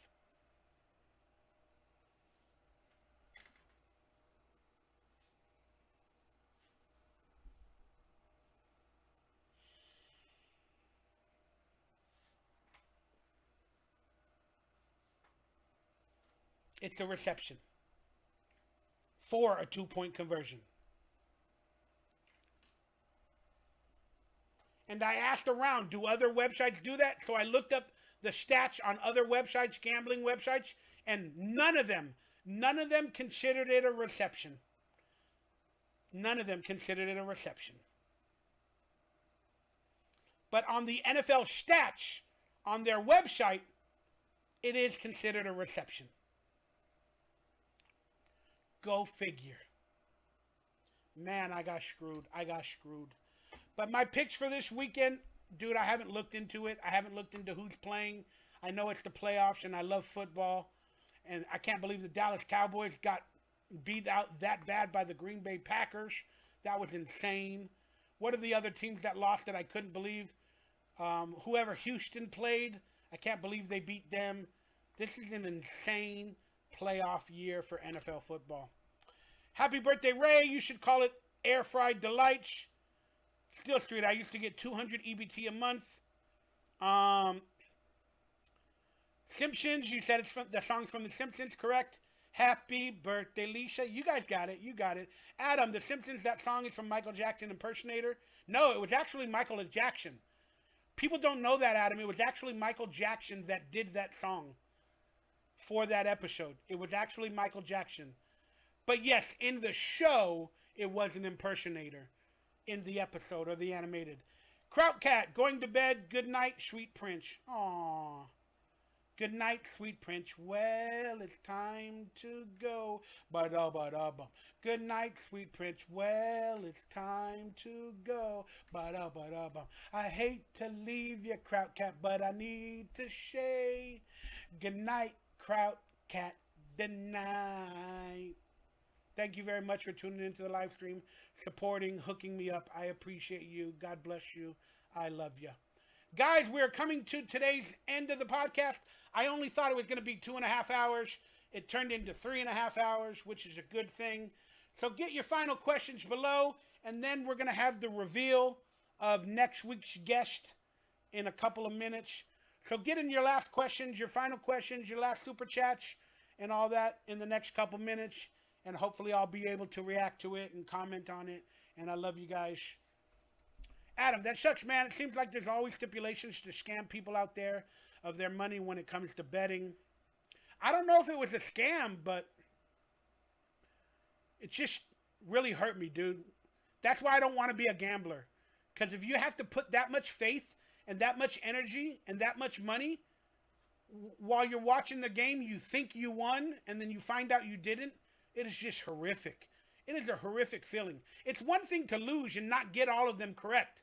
I understand that. But in your mind, you got all of them correct, and they still don't even call it correct. Man, hurts me. That had to be a crazy gambling high. That fucking sucks to miss out on $3,000. I would be so mad, naysayers. Yeah, and here's the problem. Because I got that close, I'm thinking about adding another $20 or $30 to my account and gambling again this weekend and doing another 7 or 8 pick parlay to hopefully get $2,000 or $3,000, whatever the price may be. But that's how they get you. That's how the addiction works. So there's a possibility I might lose another $30 that I technically don't have to play that game or to pick the parlays. So it's a fickle beast. And plus, let me be honest with you guys, and then I'm gonna leave it at this. But I run a fantasy football league for a lot of money, and the winners get a lot of money, like $3,000. I'm sorry, like $2,000, $500 for first place. It's like $1,000 for second place. Third place is like $600 or something. It's a very expensive league to play. It's like $300 every year. Sometimes it's $500. But I'm the commissioner of that league. But not every year everybody pays the full amount, and I don't collect all the full amount from everybody because people get bonuses, or I give them gifts. They got married or whatever the case is, or I give them a birthday gift. Hey, take away $200 from the the membership fee to be in the football league. Oh, take away the $300 because you got married or you had a child, out of the goodness of my heart. Because I'm thinking I'm going to win every year, so I'm not going to have to pay out the top prize. But I didn't win the past 2 years. So all that money that comes in, since I got taxed by the IRS, I got money taken away by unemployment and everything. Since I run that league and I collect their money, even though I technically don't collect all the prize pool every year, since I didn't win, I owe people a bunch of money. I paid up to date on last year's winners. I finally got them the money they deserved. But this year's players that won, I didn't win. I got like 5th place or 6th place. But I did make the playoffs though. But I got like 5th or 6th place. But I owe them a bunch of money, like 1st place, 2nd place, 3rd place. And I don't have it to give them. You know how bad that makes me feel? I literally do not even have enough money for my next month's rent at this moment. And I can't pay the people that won the money in the league that they paid for. Not all of them paid full price. Because like I said, I give them gifts out of the generosity of my heart. But I don't even have enough money to pay the winners. You know how bad that makes me feel as a commissioner? It makes me feel so bad. And I've apologized to them. I told them I'll do a payment plan. I'll get them their money as soon as possible. But you know how bad that makes me feel? Because I'm the commissioner of that league. I'm considering no longer being the commissioner. Because I financially ruined this league. I financially ruined this league. And it really hurts me. And that's how bad my life has gotten. Where I need to make more money. And it scares the shit out of me. So I got to fix it. I got to do better. It's all up to me. But trust me, I feel bad. And I feel ashamed when I make mistakes. And I put people that need money, I put them in delayed payments or that sort of situation. Because they need money just as much as I do. So I feel really, really bad. But I'm transparent. I don't hide. I don't lie. I don't disappear. I apologize. I explained to them that I'm going to fix it and do my best. That's the type of person I am. And I hope you all see that. Naysayers, there's got to be crazy gambling. Oh, we already read that. Reaction podcast. I want to be on the podcast. Hey, become a member, bro. I'm going to do a members only show probably in the next 3 to 4 weeks where I'm going to contact members that are members of this channel. And I'm going to hit you up and make you a guest on the podcast. So the reaction podcast, if you'd like to be a guest, I mean, if you want me to be a guest on your podcast, it's going to cost you about $150 or $200 because I require a guest fee. But if you want to be a guest on this podcast, all you got to do is spend $2 or $3 and become a member, and you might get picked for a podcast. But again, I'm going to do multiple podcasts with members only throughout the next year. You know, maybe 5, 6, 7, 8, 9 of them. So become a member for $2 and you might be contacted to be a podcast. Naysayer said, and I want you on the podcast. Again, I ask for a guest fee to be on anybody else's podcast, but I appreciate you because I don't have a job and this is my only job. I mean, if you have 100,000 viewers, 50,000 viewers, of course I'll do it for free. But if it's a smaller podcast that is just coming into their own, I have to hope that you can afford to pay me like $100, $150 for an hour to be on your podcast. That's just how it has to work. When is the next walkie-talkie? Why don't we have cookies? That'll be either Monday or Tuesday morning for members only. Then you guys will get it on Wednesday or Thursday if you're not a member of the channel. Where were you in that movie with Justin Long and were you in that movie with Justin Long and Tim Allen? Oh, that was that space movie. Nah, I love that movie though. No, I wasn't in that. That was the other guy from Dude, Where's My Car? Bill Chott. The other actor, Bill Chott from Dude, Where's My Car, was in that, where he had on that little helmet or whatever. I love that movie. Long live the commissioner. I know I messed. Bex Rock, I messed up. Reaction podcast. Hell yeah, bro. I appreciate you. Yeah, consider becoming a member, guys. All right, guys. Guess what? We are at that time where the podcast is officially in the final minute. And I want to thank everybody for tuning in, watching today's podcast. Expect another, hopefully, fun podcast next week on Thursday at 7 p.m. of the Happy Aliens podcast. For everybody that online today that supported, donated, and everything, I appreciate you guys. I love you all. And I can't say enough, but God bless you guys. Stay healthy, stay happy, stay blessed, and consider becoming a member of this channel. Hit the like button, the subscribe button. Consider picking up some merchandise for members down below. And Krautcat, hit me up on DMs. You want, I think it was Krautcat. No, it was Collector's Choice. Collector's Choice won a gift from my merchandise store, and we'll be in contact soon. So for me, Mikey Raider, I love you guys. Now, it's time for the special announcement of next week's guest for members only on Monday evening, hopefully at 5 p.m. Pacific. The guest on the next Happy Alien podcast will be for members only to watch the full interview live and to ask questions. The next guest will be for next Monday at 5 p.m. Pacific. Of course, things change. People bow out. They may quit. They may forget, or they may not do the podcast. I haven't filmed it yet, but it will go live on Monday at 5 p.m., barring any issues or setback that I can't control. The next guest will be Luke Edwards. That's right, the wizard himself, the actor better known as Luke Edwards from Little Big League, the star of Little Big League, the star of The Wizard. He's actually the wizard. He's the star in the Newsies, and people don't even know this. That's where I met Luke Edwards.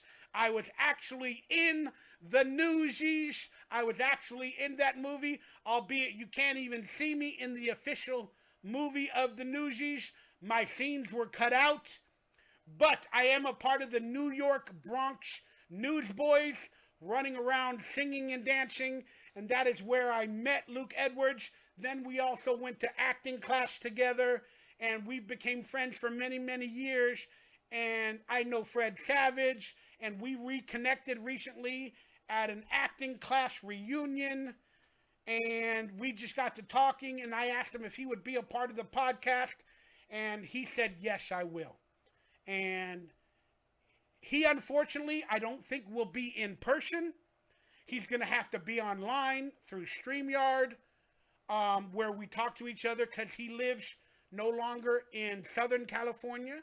He lives in Northern California, which is 3 to 5 hours away. But he's going to be on the podcast Monday at 5 p.m. And yeah, we're going to talk about everything. So if you want to ask him questions and you want to be a part of that live stream, and I hate that I'm kind of being a DICK about it, you have to be a member. Okay? And then the link will be for members only for the live stream. Then if you go online when we go live, and I'll make a link, or I'll make a video link to watch the video when we go live. If you're a member only, you'll see it, and it'll be available for members only. Then you can watch the live stream live and ask him questions while we're live on the air. After I ask him questions and we talk, you guys can talk to Luke Edwards if you are a member. And I'm sorry that I have to do it for members only, but that's how I have to make a living. And I have to do it through a paywall, because each one of my videos almost get flagged, or I only make $2 to $4 to $5 off of every video. And again, I kind of respect people that spent $2 or $3 to become a member, to get this exclusive content early, and they can communicate with Luke Edwards. So consider becoming a member. It's only a couple of bucks. Find the join button. The link may be down below, but next week's star will be the Wizard. But for people that are non-members, that don't have the money, I understand your problems, and I understand you, and I'm not disrespecting. So, with this announcement, if you want to ask him a question about any of his movies or his life, put it in the comments of this video down below. Not in the chat room that we're watching right now. In the comments down below. Address it, "Hey, Luke Edwards," then ask the question. I'm going to read the comments. I'm going to pick 5 or 6 of them. And then when we do the live stream on Monday, I'm going to bring up those questions and he'll answer them on that live stream. That's for non-members that don't have the money or can't afford to become a member. So nobody is getting disrespected in this scenario. So leave the questions for Luke down below. But if you're a member and you can make the live stream, then you can ask questions during the live stream. And they will be answered as best as possible during the live stream. So there it is, guys. Luke Edwards is my next guest on the podcast. And hopefully everything goes smoothly. I don't have no flakes, no cancellations, because I fear about all of that stuff as I'm trying to be consistent. But Luke Edwards will be next on the podcast. Adam said, "See you, Mike. Awesome. Take care." Woo, I can't wait. That should be fun. Do you still have that cute Newsies hat, though? And just to talk about the Newsies, people are like, "You weren't in that movie. You're not credited on IMDb." Yes, I got cut out. You can find me in there, but you got to search. I'm dancing around and all that, and I only had 4 lines in that movie, The Newsies. I had 4 lines that got cut out. But the reason why I got in that movie, The Newsies, was the director of The Newsies. His name was Kenny Ortega. His name was Kenny Ortega. He eventually went on to make a musical called High School Musical that became very popular on Disney. But back in the days with NBC, he created a show called Whole Street High. It was a musical show about high school students on NBC called Whole Street High. It got canceled after 7 episodes, but I was one of the stars in it, and I was like a rap artist, nerd kid, and I would rap with, they had rap artists in high school, and I became a part of their rap faction, where I was like the fat rapper. "Hey, come along on the ride. We're going to school. We're going to have ourselves a good old day. Everybody get your burgers today." And then we would rap, and then we would present the next scene of the relationship drama or whatever. Like, we had rap artists that came in every 15 minutes and rapped. It was a musical on NBC called Whole Street High. And I wasn't in every episode, but I was on the show. I ended up doing 3 episodes out of the first 6, but I was labeled a star of that series with Kenny Ortega. Now, I only found the first episode online, and I cannot find the other episodes that I'm in because I didn't record them, or I lost the footage, or whatever the case may be. I can't find it. But he had a 3-movie deal with Disney after he made the NBC show Whole Street High. So I worked with Kenny Ortega on Whole Street High. So then he got, it was either Newsies or what was that witch movie with the 3 witches? I forgot the name of it, guy. Hocus Pocus. He ended up writing and directing Hocus Pocus. He didn't get me in that movie, but then he made a movie called The Newsies with Disney because he had a 3-picture deal. So he got me in The Newsies, and a lot of the actors that were in the NBC series Whole Street High, that 1990s NBC series that got canceled, because Cop Rock came out that year as well. You guys remember Cop Rock, singing police officers? I think it was like either 90, 91, 92. when these series came out. So I was on a show called Whole High about high school students singing in a musical. And then there was another show about cop singing called Cop Rock on ABC. That became popular, but that show got canceled. But our show got canceled after 6 episodes. But then the director, Kenny Ortega, brought back a lot of the cast members from High School High or Whole Street High. And then he brought us into the Newsies and gave us parts and gave us jobs. So I ended up working on the Newsies at Universal Studios, Warner Brothers Studios on the back lot. Met Luke Edwards, who was one of the big stars of it. And I was a part of the Newsies cast. But now I was cut out and nobody really knows about it. I try to put it on my IMDb, but since I'm not officially credited in the movie because I didn't make the final cut, I'm considered like an extra or in the background. So I'm not officially credited as being in the movie The Newsies with my boy Luke Edwards. So that's the story of The Newsies. And then again, Kenny Ortega went on to do, I don't know what other movies, High School Musical. He directed the Michael Jackson tour where he passed away on. Michael Jackson passed away, remember, a few years back while he was doing a tour. Kenny Ortega was the director of that musical. And I also worked with Michael Jackson, Kenny Ortega. That's why we all have a history together of working with each other and knowing each other. And that's why I technically, people don't know this, I was invited to the Michael Jackson funeral, and I attended the Michael Jackson funeral at Staples Center. I just don't have photos and video of it, and I wasn't one of the famous celebrities, but I was there. And again, some people say Michael's still alive, that he attended the funeral. And again, this is the Happy and Alien podcast, so you guys look into that. Find out if it's true or not, but it's pretty interesting. But yeah, Luke Edwards will be our next guest. Maximum Jesus, I found a Whole Street High video on YouTube. Yeah, there's some videos flowing out there. I found one of myself. I think it's... Sorry, my technology keeps messing up. I found a video of the pilot, the first episode, where I'm coming out of a locker room and out of the shower and I'm dancing and singing. I found that video, but it's German. I think it's German. I don't know. It's really hard to find, guys. So there it is, man. Pretty gay. That is a playlist for Whole High. There you go. Thank you guys for finding that. And if anybody could find my my... What's the name of the show? Webster. If anybody could find my Webster episode, I think it's season 10, the final episode. It's a 2-parter called The Web Touchables, like the Untouchables, but the Web Touchables. I star in those 2 episodes. Can't find it. It's not on DVD. Can't find it. I keep looking YouTube. I can't find it. I want that footage. I want that footage. So if any of you internet sleuths can find that footage for me, send it to me. I'll pay you whatever money I got, and we'll figure it out. That's The Webster, season 10. The final 2 episodes called The Web Touchables, part 1 and 2. Find me that footage and let me know, and I'll do my best to reprise you.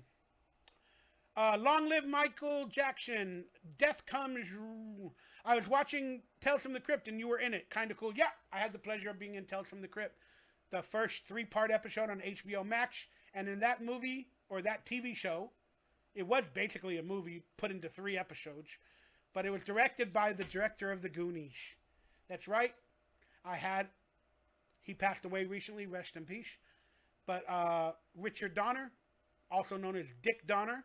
I had the pleasure of working with him in Tales from the Crypt, and he's an awesome guy, and I just cannot believe how many famous people and how many big movies I've been blessed to be a part of, and people I've been able to work with.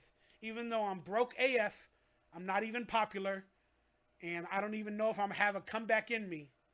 I've had adventures and met amazing people that millions of people would die and only dream of. So I feel real blessed. Thank you guys for tuning in to today's Happy and Alien podcast. The next live stream for Luke Edwards will be on Monday at 5 p.m., barring any setbacks or issues. But become a member, watch it live, hit the bell for notifications, and I'll see you on next Thursday's Happy Alien podcast at 7 p.m. Hopefully I can be consistent. But click that bell for notifications. become a subscriber, become a member, and I appreciate you guys. So, for everybody online, I love y'all. Have a beautiful rest of your night. And this has been the Happy Alien Podcast. And I will see you all next week. More videos to come on my channel. Early exclusives for members, but more videos to come and hopefully more fun. And now I ask you the question. It's the end of the show. And we all know technically we're all aliens. Are you now a happy alien after watching today's podcast? I'll see you next week.